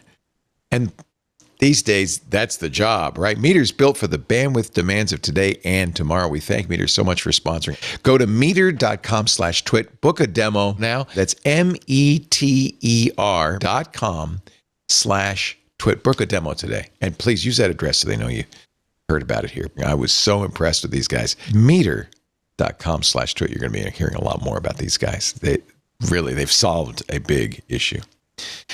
On we go. Oh, Chief Twit was wrong. It has not been canceled. Right. Multiple outlets have debunked. Oh, okay. It's not canceled. Just a lot of the artists have dropped out. Yeah. But if you like Kid Rock, you can watch him tonight. No, he canceled a concert that he's scheduled to do in South Carolina this summer. Oh, that's a different one. When I did a Google search for this, I apologize. I found the news, okay, but I apologize. But if you want to watch him today instead of Bad Bunny, Fox has got it. You can do it. Go for Fox has got it. I'm recording both. Let's talk about privacy and security. Here's a story that'll from the BBC. Hidden cameras in Chinese hotels are streaming broadcasts to thousands over Telegram. You can just log in, watch real people doing intimate things, because apparently this spy cam porn has existed in China for at least a decade, according to BBC. But in the past couple of years, the issue has become a regular talking point on social media with people swapping tips on how to spot cameras as small as a pencil eraser. Some have even resorted, this is the BBC, to pitching tents inside hotel rooms to avoid being filmed. Is that a euphemism? I pitched a tent. What's weird is, thank you for bringing it to that peak. Love it. 6 different, over 18 months, the BBC authors discovered 6 different websites and apps promoted on Telegram, between them claiming to operate more than 180 hotel room spy cams, live streaming spy cams. Sure, scary stuff. Anyway, I guess Just if in it's China, or do we have to worry about that in the US as well? That's a good question, and I guess that's why I raise it. I mean, we have listeners in China, so, but I bet you if it's happening there, why wouldn't it be happening here? Well, it's a much bigger phenomenon in China. I think I was writing about this like 5 or 6 years ago without the Telegram and social media aspect, but it was like at the time it was kind of an underground phenomenon. Right. But fairly Now you can find it. Right. And the thing is, yeah, it's just one of those things it's like smartwatches on children, right? It's China leads the world by orders of magnitude ahead of everyone else. This is just another thing that's just happening there that shouldn't be happening anywhere, obviously. But yeah, it's still around. It's still a big deal, and the key element of it, and the reason that Chinese operators aren't going global, is that you have to have access to the hotel, right, to plant the camera, Right. and so it's really so far, thank goodness, more of a Chinese phenomenon. But it's something that you have to keep in mind if you travel to China, because I'm sure that I'm sure that the audience would love to see some foreign victims. You will be seeing a few ads on the Super Bowl for AI. We certainly saw that last year, and I mentioned that OpenAI and Anthropic will have dueling ads, but also you'll see a lot of ads generated by AI this year. And I think it's another reason people hate AI Yes. is because of the Coca-Cola ad, which was played incessantly over the holidays, was, I think, intentionally done badly. They wanted McDonald's people to say, was horrible too. Yeah, they pulled that one. That wasn't in the U.S., but they had to pull that one. So one of the first ads you'll see is for a vodka, Svedka, in which a voluptuous humanoid woman and her muscular male companion are dancing at a club with bottles in hand. They're robots. So it's AI about AI. Drinking vodka. Why would you want to drink a vodka that robots drink? Why would you want to feed vodka to your robot? Don't. All right. Scary enough without. Hi, this is Bill. Don't- yeah. I think this might be to get around the rules that you can't be drinking, a human can't be drinking alcohol on screen during the ad. But a robot can. The problem is that culturally we're entering into an era where AI equals cheap. And so this is one of the big problems with the Coca-Cola ads. Coca-Cola has some legendary ads. So does McDonald's. If you like advertising, they've had some very masterful, beautiful, brilliant, well-engineered ads, well-written, great jingles, all the rest. And then to do an AI slop. For example, the Coca-Cola commercial, there were nerds on Reddit who were counting the number of axles. So within one commercial, the axle configurations on the trucks that were depicted, there was like 18 of them or something like that. Different configurations of axle. The AI is just making up axle configurations on trucks, things like that. But So that's the thing that they probably did. I'm thinking could have fixed, but decided not to. For some reason, they wanted people to know this was AI generated. But they had to go running with their tail between their legs and retreat and did they? take them down and apologize and all okay. that stuff. They keep doing it. Like these big companies keep coming out with You're AI spending $8 million for a 30-second ad. But I Hire will an actor. say one thing. Here we are talking about it, right? Well, that's true. My son no will be such in the thing as bad Hellman's publicity. mayonnaise ad. Look for him. He's on for less than a second, so you're going to have to look very, very closely. It's an ad. Look for a mustache. Yeah, you'll see the mustache. That's why you know immediately. It's Salt Hank. It's a Hellman's ad featuring Andy Samberg as Neil Diamond singing Sweet Sandwich Time. And when it gets to the ba ba ba, Henry's one of the ba ba ba. So just look for when it gets to ba ba ba. Gemini becomes an AI interior decorator in Google's Super Bowl ad. You'll see it's the new home commercial featuring nostalgic piano music and the heartfelt voiceover of a mother and son envisioning their new home with the help of Gemini. So sweet. Sweet. I think that's maybe they're trying to humanize it, right, at this point, instead of vodka drinking robots. Crypto.com is going to launch. It spent, by the way, hundreds of millions of dollars on AI.com. Somebody was sitting on that domain. I can't remember what the final amount was. I had thought of that. It was several $100 million for that. They're going to promote it. It says, as a way for users to, quote, generate a private personal AI agent that doesn't just answer questions, but actually operates on the user's behalf. You'd trust Crypto.com to do that, wouldn't you? AI.com. You're going to see a word plus. No, I do now. I didn't at first, but the last line of it, it's for the good of humanity. Oh, well, that's right different. There. So we're okay. Oh, I wish. No problem. Yeah, okay. I'd known. Yeah, it scared me for a minute, Leo, but But it does confirm that this is going to be the year of agentic AI for sure. I mean, you nailed it, Mike.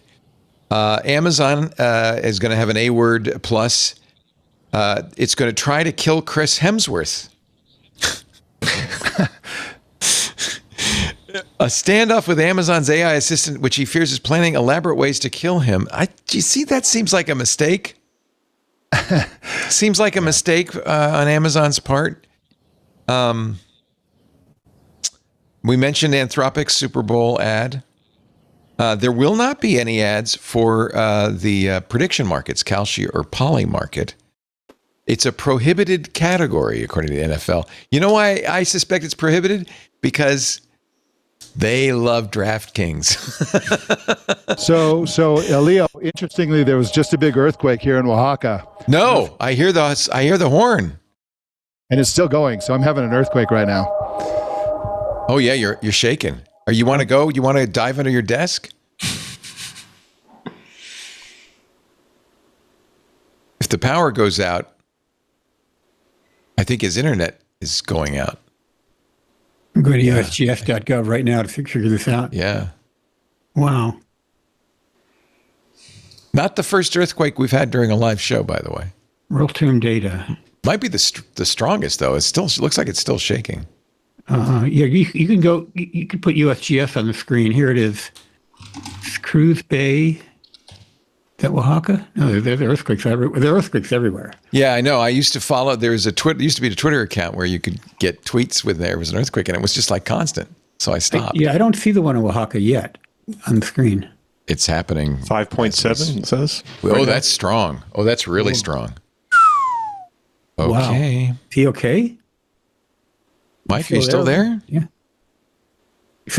Yes, I'm here. I just got my audio back. Yeah, there's a big earthquake. My phone lit up. The sirens went off in town, and but yeah, it's another earthquake in Oaxaca. Is it a common thing? Still kind of shaking, but are you? You're actually not on a big fault. Actually, not. I don't think it's that common. I know. We just got back from El Salvador, which is constantly having earthquakes. But yeah, this was. I guess it's a little bit more rare here in Oaxaca. Okay. Well, 5.7. All the dogs are barking. Pretty serious. Yeah. All right. Well, stay safe. If you need to dive off, that's okay. No, obviously. I'm sure it's fine. I'm good. You're a Bay Area guy. Earthquakes do not faze you. Although 5.7. 5.7 is pretty big. Yeah. What was the one? What was the Loma Prieta? Yeah. You remember? 5.9, I think. 5.9. Yeah. I was at the World Series game at Candlestick Park. Yeah.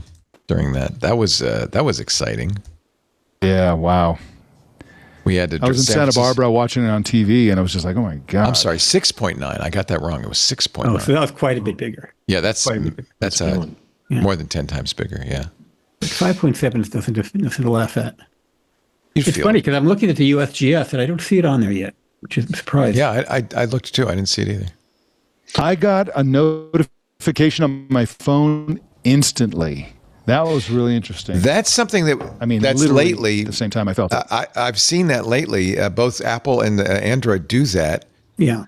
And you will get a second or two before the earthquake, just enough time to find safety, a notification that there's one coming. Depends, I guess, how close you are to the epicenter. Yeah. Yeah. Well, let's take a break, and then that way Mike can adjust. And if you need to change your pants, you can go ahead and do that too. just a little bit. Helpful. Hey, I'm nothing if not considerate. Mike Elgin visiting us from Shaky, Oaxaca, machinesociety.ai, gastronomad.net. Also from New England, Lou Maresca, who is a Patriots and a Seahawks fan. I don't know what he's going to do this afternoon. Engineering leader for Copilot at Microsoft. You know, you usually have a green screen behind you. I didn't know you have beautiful windows in your office. You have a beautiful thank view. you. Is that snow out the window? It is snow, yeah. The snow never melted this year, did it? No, in fact, we just got another 8 inches yesterday. So OMG.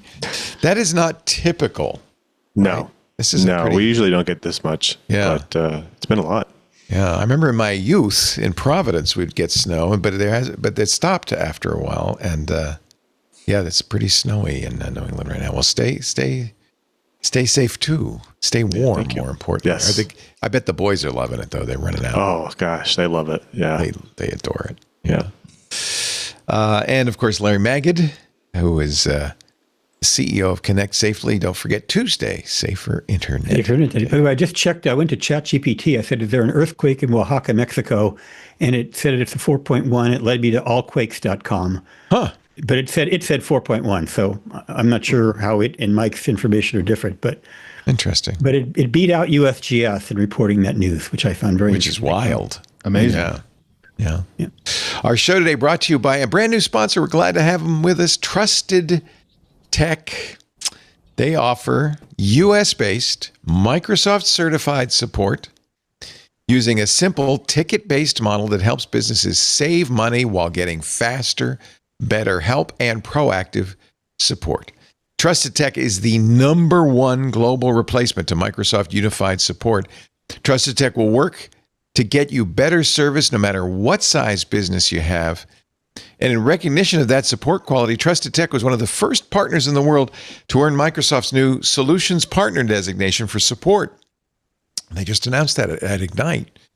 In July, Microsoft will implement a significant price increase for M365. Not only is it going to cost more, but there's a lot of nuance and a lot of changes in the coverage levels and so forth. So that's another thing Trusted Tech does. They will give you guided Microsoft support that's more straightforward, more predictable, and actually responsive, and it costs less. You can get a free consultation at trustedtech.team/twitcss. trustedtech.team/twitcss. Now, if you're saying, well, I don't know, what does Microsoft think about this? Well, ask Kevin Turner, former Microsoft COO. He says, and he was talking to Trusted Tech, he said, quote, "You have an incredible customer reputation. You have to earn that every single day. The relentless focus you guys, Trusted Tech, have on taking care of customers gives them value and differentiates you in the marketplace." They are certified support services. Trusted Tech elevates the Microsoft support experience with its certified support services. Probably that's why some of the best and biggest companies in the world use Trusted Tech. NASA, Netflix, Neuralink, Apple, Intel, Google, Lockheed Martin. They all save 32 to 52% compared to the average Microsoft Unified Support Agreement by going with Trusted Tech. Trusted Tech's Microsoft certified engineers first respond within 10 minutes, achieving an 85.7% in-house ticket resolution rate and a 99.3% customer satisfaction rate. And Trusted Tech's flexible ticket-based monthly or annual pricing model offers direct escalation to Microsoft from a managed partner when necessary. The principal architect for TaylorMade, another great testimonial, says, "We don't break glass often. But when we do, being able to quickly leverage Trusted Tech's professional services through the CSS program and get immediate engineer-level support has been invaluable to us. Whether you're looking to fine-tune your Microsoft 365 licensing, improve the way your organization receives proactive Microsoft support, or both, Trusted Tech can do it. They offer free consultations to help you understand your options. At least do that. Look at your licensing now before the M365 price increases in July. Go to trustedtech.team/twitcss and submit a form to get in contact with Trusted Tech's Microsoft support engineers. Great information from great people. trustedtech.team/twitcss. We thank them so much for their support for This Week in Tech. trustedtech.team/twitcss. One of the we did talk about finance, but we didn't mention one of the biggest stories of the week, which is that SpaceX has acquired xAI. Now remember, it's all in the family. Elon owns them all. SpaceX is expected to have a big IPO later this year. xAI is expected to spend lots of money over the next 12 months. And during the announcement, Elon said something that a number of people have thought maybe a little odd, that SpaceX, and they did apply to the FCC for this, wants to launch a million data centers in space. Elon says it's a step to becoming a Kardashev 2 civilization. A number of people said, data centers in space don't make a lot of sense. Elon says there's, if you're running on solar power, space is 5 times more efficient than land-based solar power. They've really brought the cost of launches down. That's one of the things SpaceX did do with their reusable rockets. Well,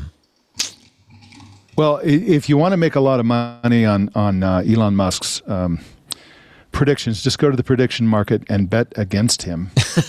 He has yet to deliver on so many. Exactly. They want to launch 1 million tons per year of satellites, each generating 100 kilowatts of compute power. 100 kilowatts of compute power per ton. So that would be 100 gigawatts of AI compute annually. Elon says, with no ongoing operational or maintenance needs. Well, you can't. It's in space, so you can't send a tech up. If it doesn't work, you just deorbit it and launch another one. What's really bad for computers is radiation, and there's a lot of that in space. There is. Sometimes people think, well, it's very cool up there, but no, it's actually harder to cool a data center in space because there's no medium around it. There's no air around it for which the heat can go off. You can't have air conditioners if there's no air. This is basically it's being pitched as a way for Elon Musk's AI to have the future of data centers. But what it actually is SpaceX is a winner of a company and X.com is a loser of a company, which is part of this deal. And so basically they're just kind of folding in the loser into the winner. Then they'll have an IPO, and it's all just part of this thing where, all the companies do this to a certain extent. They sort of obfuscate the parts of their business that are losing money, that aren't doing well, and couch it under an umbrella where it all seems to be doing pretty well.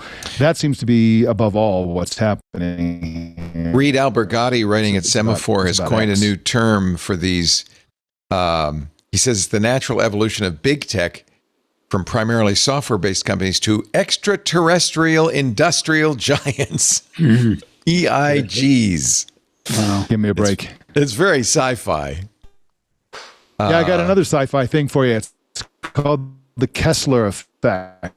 Oh, yeah.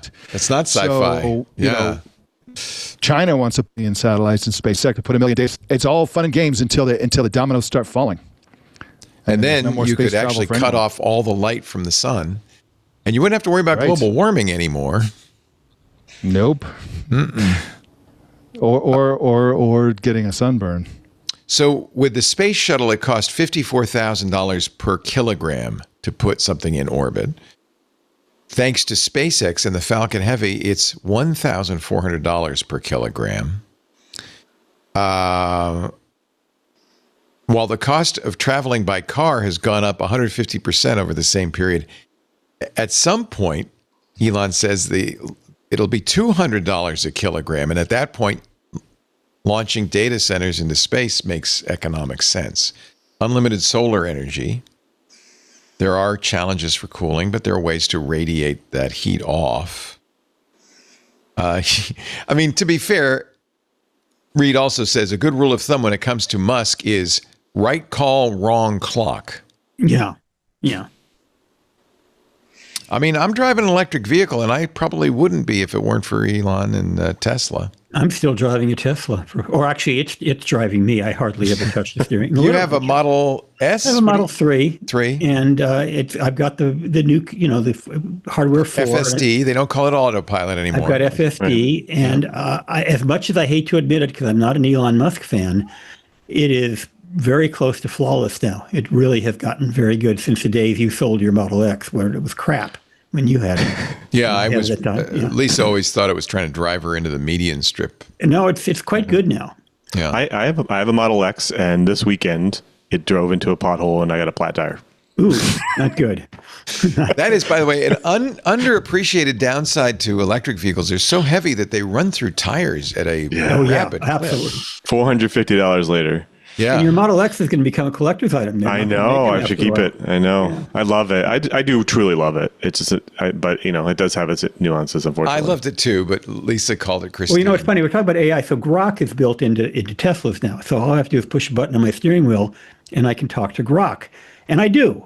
I normally wouldn't use Grok, but it's right there. And it's not nearly as bad as its reputation. And its reputation is horrible. Yeah. So because of that's a very low bar. This is what I was saying earlier. These AI chatbots for most uses and most people are somewhat commoditized, and it's the hardware that will determine which one you use in this case. But if I'm driving down the road and I say I'm looking for a restaurant, it'll recommend one, and it'll actually drive me there. It'll reprogram my GPS. And do you have it? Do you have a cute voice? It's a very cute voice, and do you get your choice of voice? She loves me. She and I are very close. Problem. Yeah, that's the problem. Yeah. I don't love her. So just a quick, we talked briefly on Elon Musk's claims about data centers in space. I don't think we should move off the topic until we really understand what a terrible idea this is in the time frame again that he's talking about. So the problems or the costs are vastly higher than the cost of a data center on Earth. There's space debris, which is a problem nobody has an answer for, and it's getting worse and worse with all these satellites going up. Oh, you did talk about the thermodynamics and the heat and the radiation and all those problems.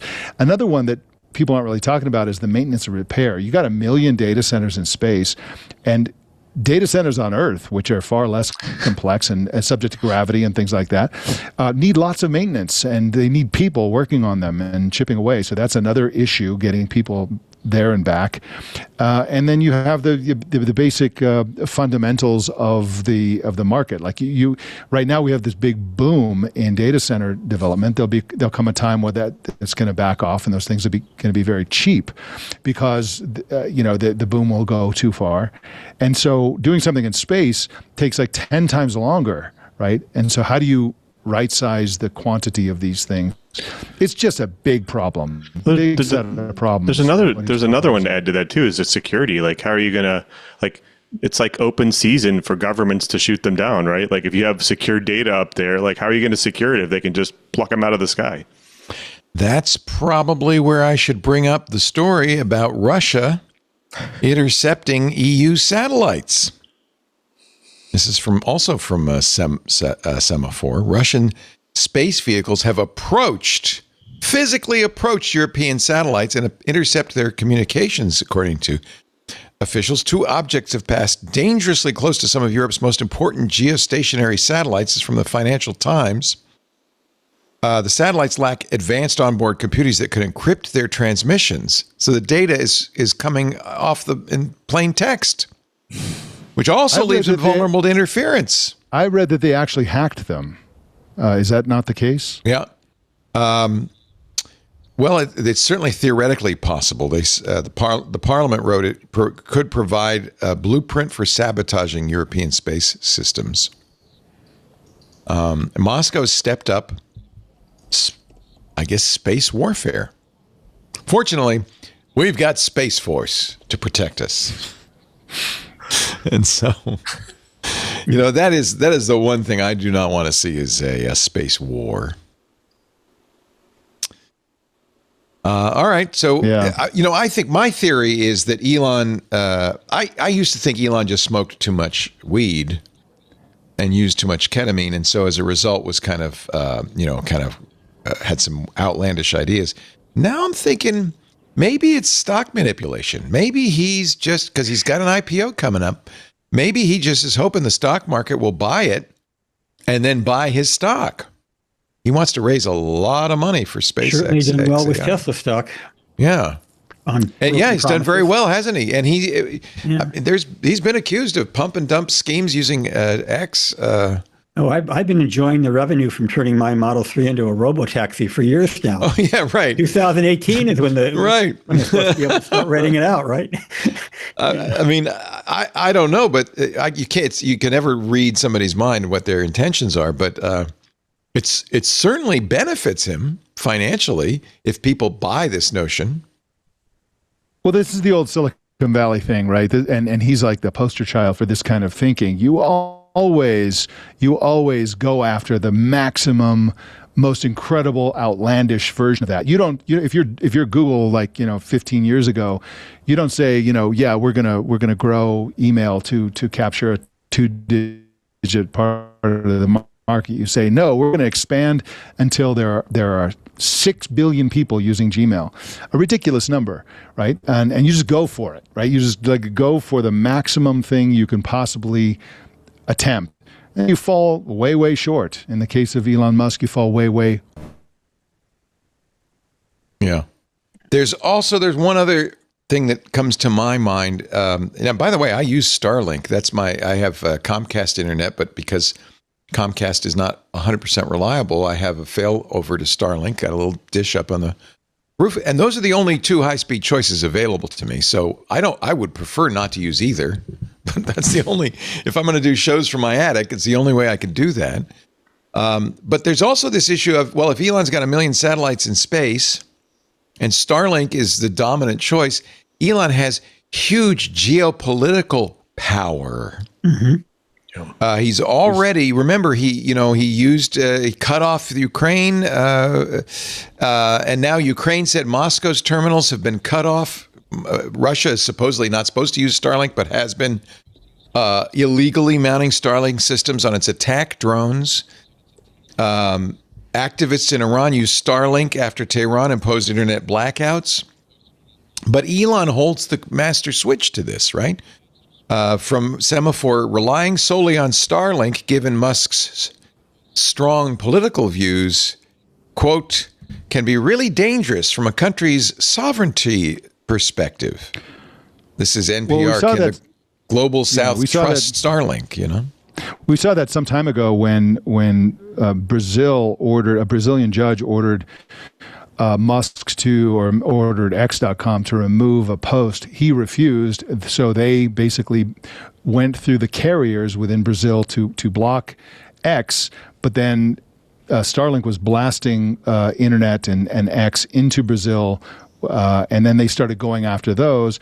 And so it was basically this war between a sovereign nation and a single oligarch, basically, who was using multiple companies to override the legal authority and the sovereignty of the Brazilian government.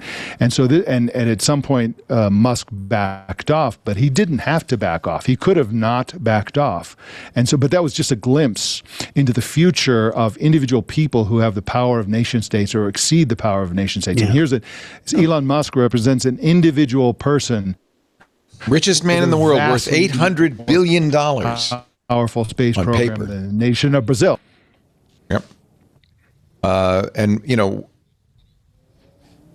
having $800 billion doesn't mean you can have a bigger, well, it does mean you could have a bigger house and a nice yacht. But really what it means to Elon is a lot of power. And I think at this point, it's not about accumulating dollars. It's about accumulating power. And do we want to allow him that power? He wants to have more robots, more Tesla robots than there are people on Earth. Imagine that. What's interesting, I just asked millions of robots. For what countries have a lower GDP than Elon Musk's net worth? And there are several. Oh, yeah. He is wealthier than many entire countries. He's going to be our first $1 trillion man. Yeah, it's pretty scary. All right. One more break, and then what I call the back of the book, the other news.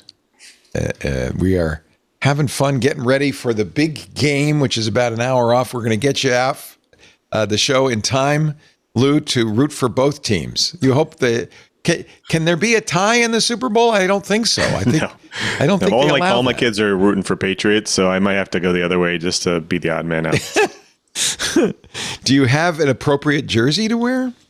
I should wear both. I have both. So my nephew's also, it's funny because my nephew's also a Seattle's fan and my other nephew's a New England's fan. So it's like, it's a battle for this today. It's going to be great. Just wear the one who's winning at the time. Just keep the one that on. There you go. Whoever's leading. And wagging it. Yeah, there you go. Put on both and then strip one off if the other one starts winning. I don't have a horse in this race, but one of my employees lives in Boston, and I'm going to be meeting. She's coming out for Safer Internet Day, and I want her to be in a good mood.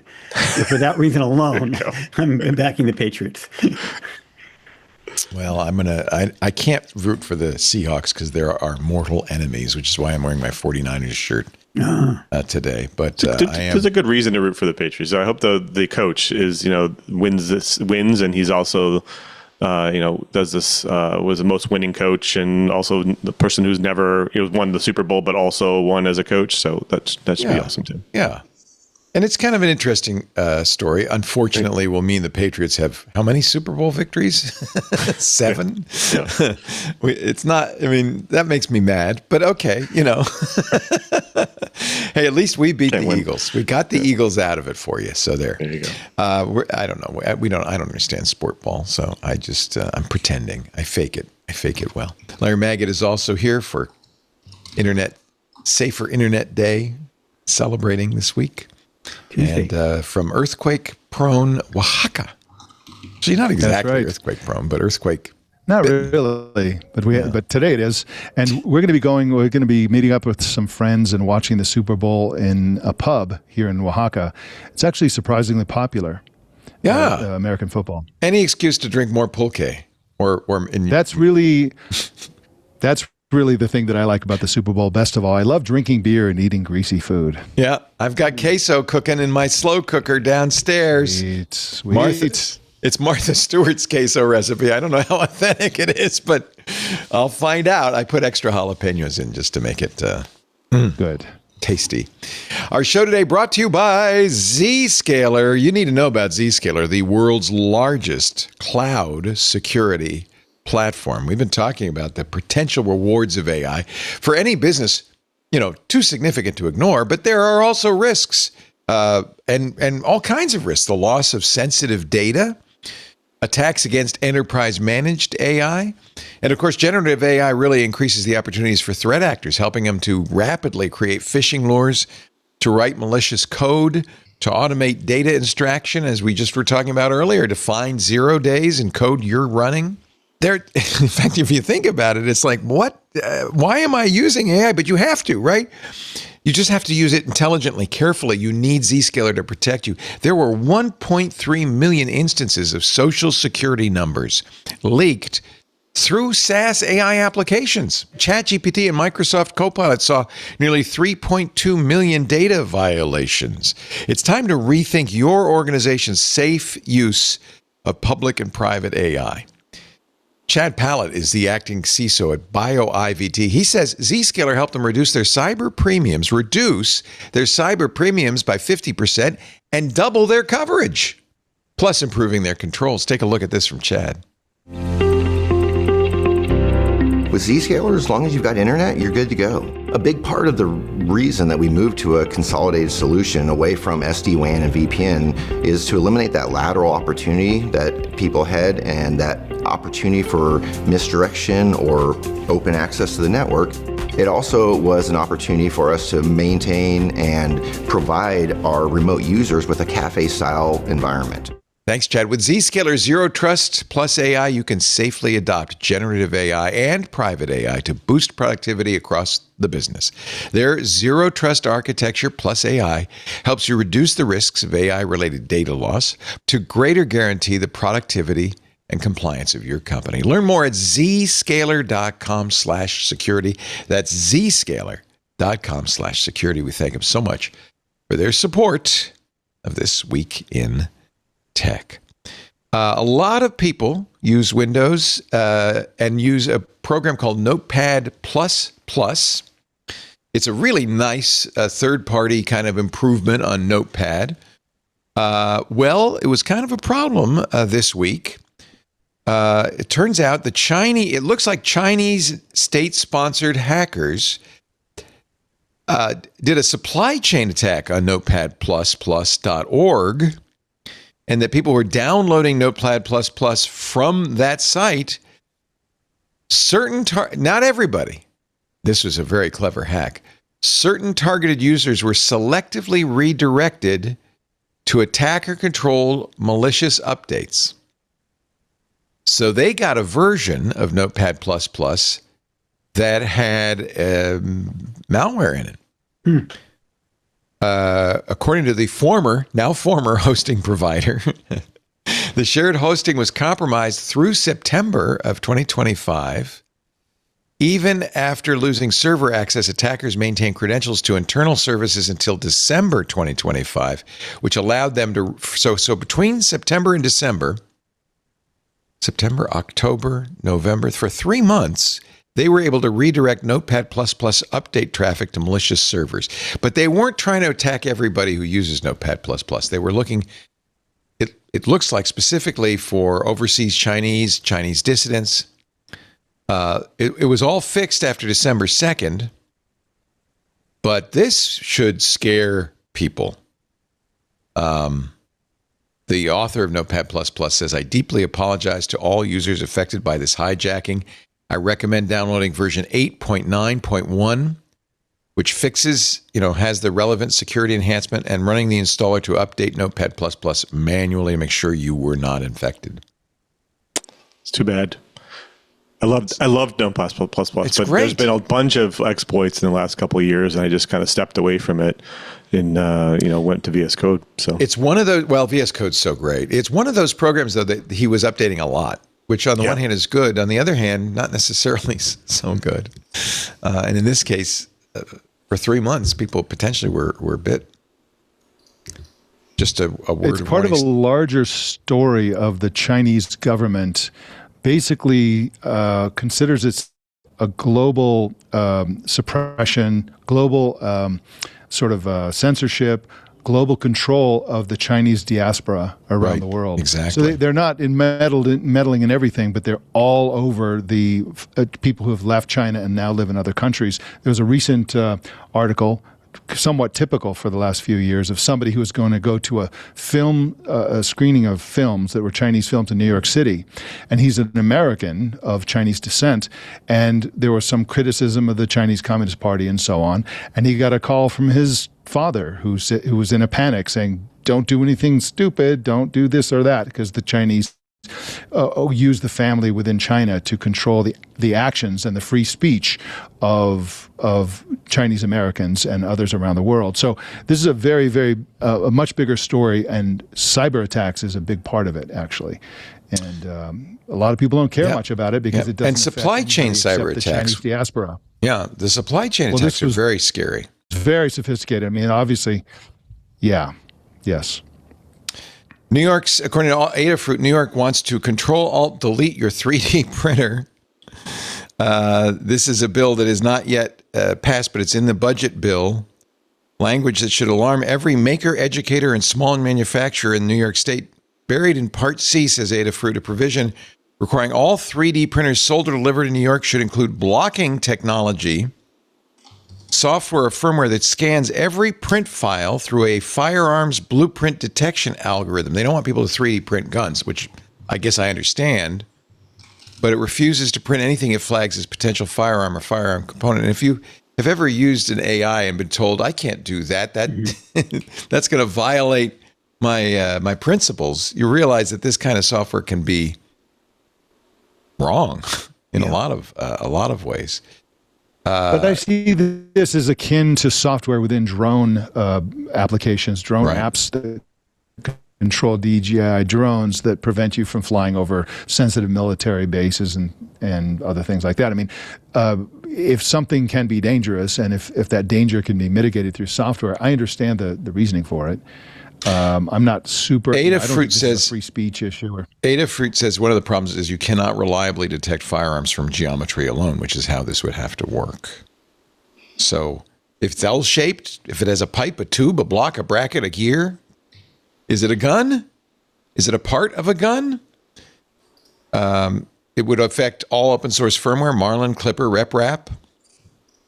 It would affect offline machines, printers that never touch the internet. It will affect file formats the algorithm can't parse, raw G-code, custom slicers, parametric designs. It would affect CNC mills. So it would really be a problem for 3D printers. Just bring it to your attention. It's not yet a law. It is in the budget bill, which means, unless it's stripped out, it's likely to pass. Western Digital is planning 140 terabyte hard drives. What could possibly go wrong? That's the wrong story. I got the wrong story on there. Are you ready for a 140 terabyte hard drive? You'll definitely need spin right. Hey, back them up. Yeah. Those raw Blu-ray files are 80 gigs, so It's a 14 platter, 3.5 inch. They call it the Hammer HDD design. It blows me away how long-lived this spinning drive technology is. I thought by 2000 we would have solid-state memory. There's no way spinning drives would survive past 2000. Not only have they survived, we're going beyond 140 terabytes in the near future. Also, AI is making SSDs more expensive, so we're going to stay here for a while. Yeah. Well, I mean, and really, yeah. Well, what do you back? Well, you don't back up. You back up to it, right? That's what goes in your NAS, I guess. Although I have a 30 terabyte NAS, I don't need a 140 terabyte NAS. It's all media. It's all media. It's media hoarders, Yeah. Get ready for the Wordle crisis. The New York Times has announced that it started February 2nd, so they started this week. They're going to start reusing words. There's no reason they need to. Patrick Wardle, who designed Wordle, came up with nearly 500,000 5-letter words that could be used in Wordle. He narrowed it down to 22,949 by things like excluding proper nouns and plurals and anything with uppercase level. He got the word list down to 5,437 words. So sounds like it's short. Well, a word a day from that list would give you 15 years of Wordle. Wordle started October 2021. So there are enough words in there, good words, to go through 2036. Patrick says, why are you repeating, New York Times? Why? No one knows. But I just thought I'd warn you. If you see a word and you say, wasn't this a Wordle word before? Got to wonder how long they're going to milk that after they spent $10 million on it. It has saved the New York Times. Look what happened to the Washington Post this week. I mean, it's been decimated. The New York Times is the last national newspaper standing. And Wall Street Journal. Oh, I guess, the Wall Street Journal, too. Yeah. But if Wall Street Journal's a little bit of a niche market. Because you pay money for the Wall Street Journal to make money, right? You're going to get financial information that helps you make money.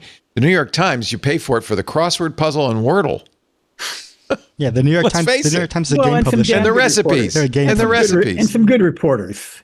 No, the New York. Yeah, I agree. Yeah, and there will be more good reporters because I imagine a number of people from the Washington Post, 300 people fired, including, by the way, their excellent tech reporter, Jeffrey Fowler. And Joseph Mann as well. And Joseph Mann. Yeah, former LA Times colleague of mine. They're not going to do any more tech. They're not going to do any more sports. They're not going to do any more international coverage. So there was a great piece. Was it The Atlantic that said you could buy a yacht or you could buy a newspaper? Actually, the newspaper was half the price of the yacht. It was half the price of the yacht. 2 newspapers for the cost of 1 yacht. The newspaper costs as much as the And support apparently he yacht could for run it his for yacht. years. So why? I mean, the Bezos yacht has has a more much money lower- than he could run this thing at a complete deficit forever. Right. What's going on? Is it? Well, we know what's going on. Some men just like to watch the world burn, I guess. Democracy dies in the darkness of Bezos's pockets. It's gotten dark. Here's a picture of Jeff. Did he ever buy a yacht? Or he just bought a newspaper? Doesn't he have a $500 million yacht? Yeah, I think he has a yacht. Yeah, no. So the support yacht for his yacht costs more than the Washington. than the Wall Street Journal. His his yacht is so big it has its own yacht. That's how big this yacht is. It has to because, I mean, he could afford all the yachts and all the newspapers. I mean, he doesn't have to really make a choice. Do you? It's just, I cheered when he bought. I mean, I was happy that he. We thought it would be a good thing, didn't we? Right, for a while. Yeah. Yeah. Incidentally, the CEO that came in, I think probably there's good reason to believe, to dismantle the Washington Post, is gone. He left, and now the former CEO of Tumblr is in charge. Okay. Okay. Tumblr, which is owned by Automatic. Actually, Automatic's done something pretty good. They have a new plugin that they've designed in conjunction with the Wayback Machine, the Internet Archive, to fix the Internet's broken links problem. The two organizations, Automatic and the Internet Archive, have launched a new WordPress plugin called the Link Fixer that is designed to combat the scourge of link rot.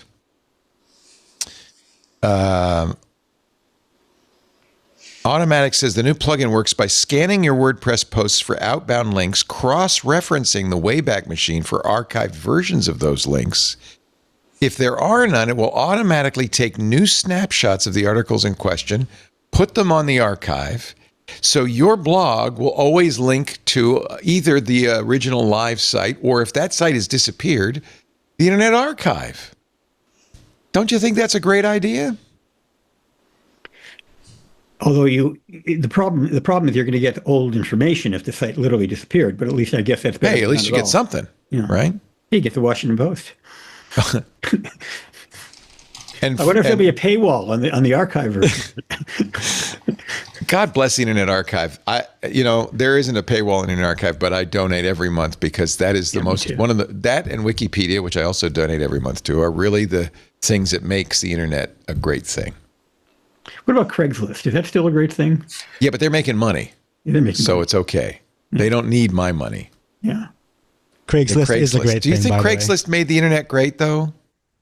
It didn't help newspapers, but it certainly changed the classified advertising business. Somebody is now stealing my car, I see on our cameras. I'm hoping it's my wife. I remember when I used to be a landlord, I used to have a rental house, and Craigslist was a godsend. Well, Craig Newmark, we love Craig Newmark. He's appeared on our shows many times. He's a fan of Intelligent Machines, and he's taken the money he made from Craigslist and donated it to many, many good causes. Yes, he has. Including saving the pigeons. But that's not the best of his causes, but it's a good one. And Craigslist is amazing, and it's probably helped out more like non-tech people than you think. Like, it's helped out so many people. Craigslist is amazing. What is your number one use for Craigslist, Benito? That's finding an apartment in San Francisco. Yeah. Have you ever used it for dates? No. But I also use it for buying and selling musical gear. That's like the best place. It depends where you live also. In San Francisco, it's the best. Benito, do you have at hand the Craig Newmark jingle by any chance? I don't. I tried, but I don't. Yeah. We have a jingle whenever we mention his name on Intelligent Machines. The singers come on and sing his name. Project Hail Mary is getting its own Lego set just in time for the movie This was a great book by Andy Weir. So good. Love the book. Love Andy Weir. Love The Martian. If you haven't read Project Hail Mary, read it now before the movie comes out. The movie will not only spoil it, it won't be as good, I guarantee you. And it might be a great movie. I'm not saying that. The Martian was a great movie. But it's always better, in my opinion, at least with Andy Weir, to read the book first. Project Hail Mary comes out March 20th. The new Lego set is an 830-piece set that is a replica of the Hail Mary spaceship. Oh, it's got a spoiler. Don't look. Oh. This is why you got to read the book now, because it'll be spoiled for you by it. Don't even look at the Hail Mary trailer, which spoils it. Well, the movie trailer, the trailer spoils it. I mean, they literally show. They show the thing that's a surprise. We don't want to show the thing, and apparently, I just showed it. I hope you didn't see it. I took it down right away. So does the Lego set. So if you haven't read Project Hail Mary, do yourself a favor, read it. It's only a spoiler and if you read the book, though. Like, if you didn't read the book, you kind of need that information, right? Well, read the book, get the spoiler. Now you can see all the other stuff. We don't let let a movie trailer spoil a great book. Yeah. Or a Lego set. In order, read the book, watch the movie, and get the Lego set. In that order. Didn't I have this McDonald's story in here? McDonald's is pissed off because people are using McDonald's stuff as their passwords. And McDonald's says you should never use any of our stuff as a password. I guess I took it out. What do you mean by stuff? What do you mean? Like Hamburglar. A lot of people use Hamburglar. Oh, that's a great password. Yeah. They say, stop it, knock it off. No, I can't find it. Oh, shoot, I took it out. I thought that was one of the best stories of the week. Yeah, Mayor McCheese, that's a great password. Yeah. Mayor McCheese. Don't use McDonald's. McDonald's tells customers, here's the story. McDonald's is not loving your Big Mac, Happy Meal, and McNuggets passwords. I guess last weekend was Change Your Password Day. Didn't know that. Little public service announcement. You do not need to change your password unless it's been compromised.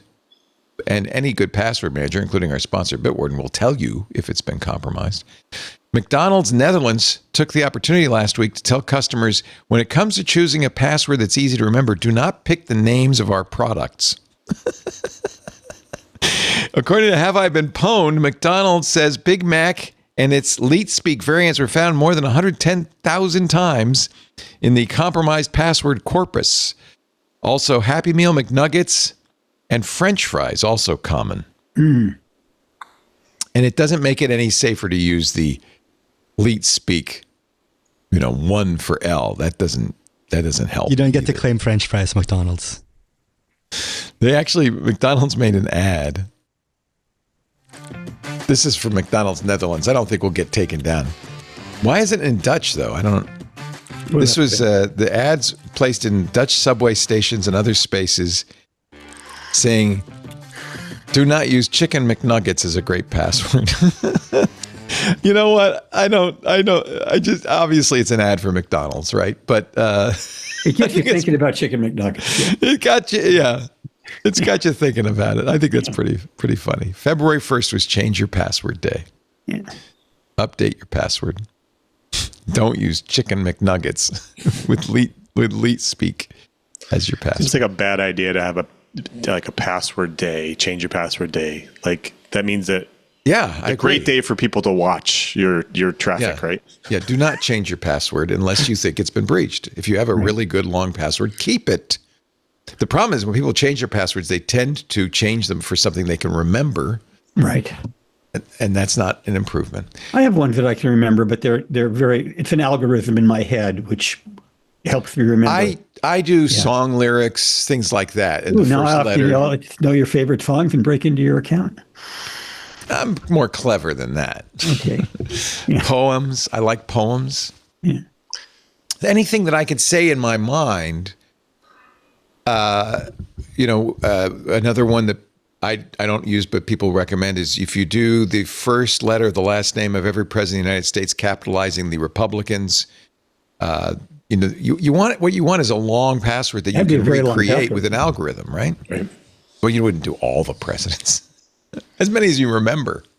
How about just your favorite presidents? Your favorites. It would be best if it was something that you could actually. That's why I use song lyrics or poems, because I can say them in my head and go. Half your passwords begin with roses are red. That's not a good one. No. Unfortunately, the password I used for my Bitcoin wallet was not. Well, it's interesting. I get notifications from Google about all these. Your information appears on the dark web, and it's always the same password that I retired maybe 20 years ago. Yeah, right. But I'm still getting notifications on that password, and it was a horrible password, by the way. Yeah, monkey123. I keep getting something. It was mine was akin to that. Yeah. And then finally, and somebody already said this. They said, Louis always ends with somebody dying. I'll tell you, the only reason I do this is because I'm old and I pay attention to obituaries. Kids, this is going to happen to you. When you get to a certain age, you start reading the obituaries first. Yeah. Just to see. And you do the math. You're like, okay, you do the math. My age minus, whatever. It's sort of like when you're a certain age, you go to birthday parties and then bar mitzvahs or christenings and then weddings and what's next. I'm going to a funeral on Friday. So, and when Catherine O'Hara passed, I immediately did the math, and she's 2 years older than me. That's younger than me. Yeah. And younger than you. Yeah. Sad to say that they sometimes call him the grandfather of the internet. David Farber has passed. He died yesterday. Professor of computer science, known for his contributions to computer languages and networking. He was at the RAND Corporation, Scientific Data Systems at UC Irvine, UC Delaware, Carnegie Mellon. Of course, won all of the computer awards. Founding editor of ICANN-Watch, board of advisors of Context Relevant, the Liquid Information Company. One of the founding board members of the Internet Systems Consortium. Served on the board since 1994. And he was 91, so. But he lived a good long life and made major contributions. Boy, what he saw and accomplished. Yeah. Inducted into the Internet Hall of Fame in 2013. So. Dave Farber. I only found out about this because I saw it on Hacker News. People going, Dave Farber passed. But yeah, 91 it's okay. It's okay. Ladies and gentlemen, you still have half an hour before the Super Bowl. Good news. Time to get your Seahawks jersey on and then put your Patriots jersey on top of that. And when the Seahawks go ahead, you rip it off, say, see, I was a Seahawks fan all along. Lou Maresca, so nice to see you. Thank you so much for being here. Engineering leader at Copilot, Microsoft, one of my favorite people in the world. Actually, all three of you. Just always love having people on that I admire and respect and love learning from. Thank you so much for being here, Lou. Really appreciate it. Yep. Appreciate it. Same to you, Mike Elgin, suffering through an earthquake. It's taco time. I'm not shook up. Yeah, no, it's going to be an English pub, so I think we're going to have fish and chips and how funny. Tons of beer. That's one of the things people think Mexicans eat Mexican food. No. First of all, they just call it food. Yeah. And second of all, actually, they're Oaxaca, there's all kinds of food. Yeah. They are. Most of the street food here is hot dogs and hamburgers. Isn't that funny? Which hamburguesas. Is unusual. That's right. It's great to see you, Mike. Give my love to Amira. If you want to know about those trips around the world, where are you going next? We got 2 Mexico City experiences after the Oaxaca one, and then it's on to our first Tuscany experience. I mentioned this before in the show. This is our 10th anniversary for the Gastronomatic experiences, and so we're doing all kinds of really great stuff. One of them is the Tuscany experience, and we're going to have a couple of other new locations that are super exciting. But we love all we do every single day, all day, is the funnest, life-changing, food-related things, wine-related things you could possibly. How do you keep your weight down to a reasonable? I know it kills me. I would love that job, and I'd weigh 400 pounds if I did it. Kills me. It's I've been working on that lately. I have to figure out how to sort of fast and all that stuff between experiences. But yeah, there's so much food, so much really, really good food on these experiences. And I will give you an endorsement because Lisa and I went on. There's small groups, a handful of couples, 4, 5, 6 couples. They're great people, often Twit listeners, and you're going to get the best possible travel experience. Really getting to know the area, the local, and the food and wine and beverages. We drank a lot of mezcal when we were in Oaxaca and learned a lot about how it was made. Went to a pulque bar and danced. It was so much fun. It is if you really want to travel, not be a tourist, but travel. Mike and Amira know the regions and know how to put together an amazing experience, the Gastronomad experience, gastronomad.net. Mike also has a newsletter at machinesociety.ai that covers AI, and he's very insightful. I look forward to the new one, the attachment economy. That's going to be great. Thank you, Leo. Don't forget Hello Chatterbox, which was Mike's son's startup that's still going strong. HelloChatterbox.com. It's AI for people who want a private AI, who want to understand it for schools. It's a safe playground for kids to learn about these incredible devices they're for sure going to be a part of their future, and understand it and demystify it. HelloChatterbox.com. And have I plugged everything? Is there anything left? I like to give you all the plugs. That's all, Leo. Thank you so much for those plugs. Well, thank you. I really, really appreciate it. And the one that I really want everybody to sign up for is Machine Society, because all the other things that I'm involved with have links and information in that newsletter. So it's free. Awesome. Can be free as a paid version. Awesome. But thank you for all those plugs, Leo. I really appreciate it. My pleasure. I forgot to ask you, Lou. Did Paul Allen owned the Seahawks? Right, that was his. Yeah, he did. He did, yeah. Does his estate still own it, or did they sell that off? I don't know. I don't know either. Yeah, his sister might own it. His sister runs the estate now. So now, see, I am torn. Geographically, I would root for the Patriots. And geographically, I'm supposed to hate the Seahawks. But on the other hand, I like Paul Allen. He used to own Tech TV. Larry Maggot, it's coming up. Safer Internet Day, and the ConnectSafely.org is going to have a bunch of events. You can watch the streams on Tuesday. You're going to do an event in Sacramento in person. Yeah. We're going to have lots of kids, lots of legislators, lots of tech executives.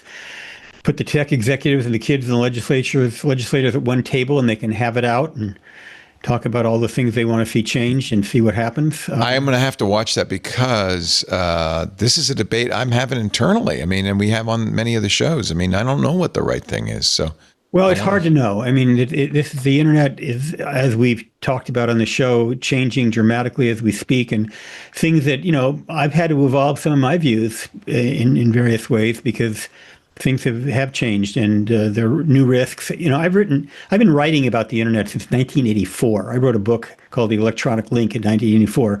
And please forgive me for not having anything in there about nation states using the internet to control other nations' elections. We didn't know. There was so much I didn't know. I feel like I have to atone, frankly, for having. No, you don't. No one knew. Yeah. Everybody. I mean, I was around then talking about it too, and we all thought this is going to be the greatest thing ever. Yeah.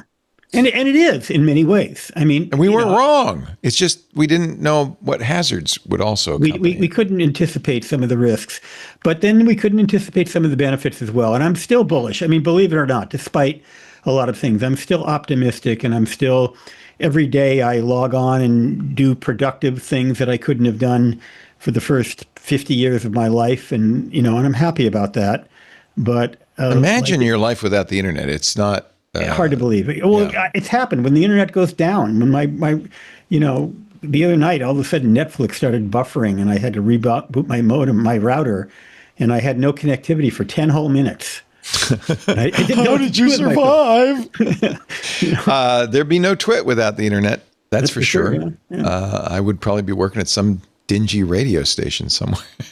If it still exists. It could have been with WCBS. If it weren't for the internet, newspapers and radio would still be alive. Yeah. Remember WCBS, one of the flagship CBS station? It doesn't exist anymore. Doesn't exist. I grew up listening to WCBS. Anyway, but it's thankfully. And by the way, as long as we're plugging our kids, Balkan Bump is my son's trade name. Oh, And what he's is got Balkan Bump? It's a band. It's kind of a project, he calls it. It's you go to a website, and they're performing all over the world. Although he's not performing as much as he used to because he's got a young child now. But looks like he's got some dates coming up. And he was on the Super Bowl a couple of Super Bowls ago on Super Bowl 2020 ads. got him through the pandemic. So financially. you believe it or not, you've been watching a show with two people with kids and Super Bowl ads. Unless maybe more if Mike and Lou have been doing anything I didn't know about. I don't know. Not yet. Can I play a little Balkan Bump music? Sure. Is it Balkan? It's Balkan inspired. I love Balkan music, actually. Yeah, it's Balkan inspired. It's is there any music I I think there is somewhere. I think Links are up somewhere. top. There's a YouTube button. Oh, that works too. This is called Prayer Song. Oh, I'm going to listen to this. Is there singing or is it all instrumental? I can't remember on this one. He's got a new album out, so this may be from his new This album. is the new album. Yeah, Desert so I haven't even Drip. heard it yet. So you're hearing it for the first time. Wow. Nice. Check it out. He's. I love it. And by the way, the Balkan funny story, you'll love this. Bump. He was kicked off Facebook for a while for violating his own copyright. So, Of course. luckily, he has a dad who knows people, so we got him back on right away. Of course. How unsurprising. Yeah.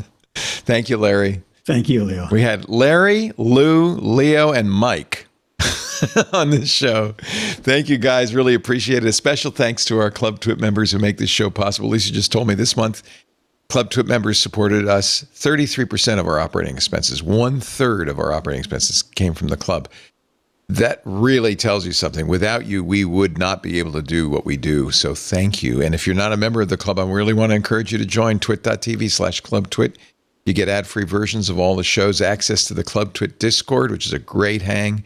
All the special programming we do in the club, like yesterday's, or I guess it was Friday's AI user group, which was so interesting.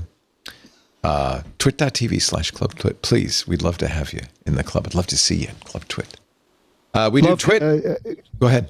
I'm sorry, Leo. Can I plug Club Twit just a little bit? Yes. My own plug. I really am bothered by podcasts that give you 3/4 of the podcast and say, if you want to listen to the rest of the podcast, you got to pay. Right?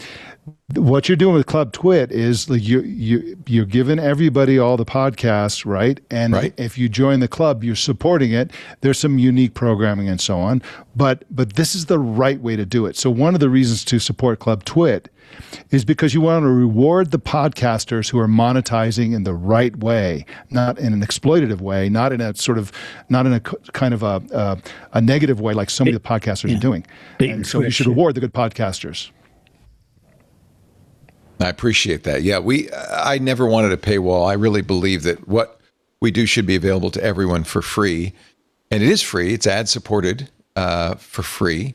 But if you want to support what we do and don't want to hear the ads, join the club. And yeah, I think that's a good point, Mike. Even the stuff that we do in the club, you can watch as we do it. And then a month after we do it is available to the general public, sometimes sooner.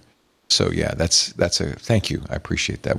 You were the one who told me that what we do is democratizing because anybody can listen. What a and I think that's always been important. Yeah.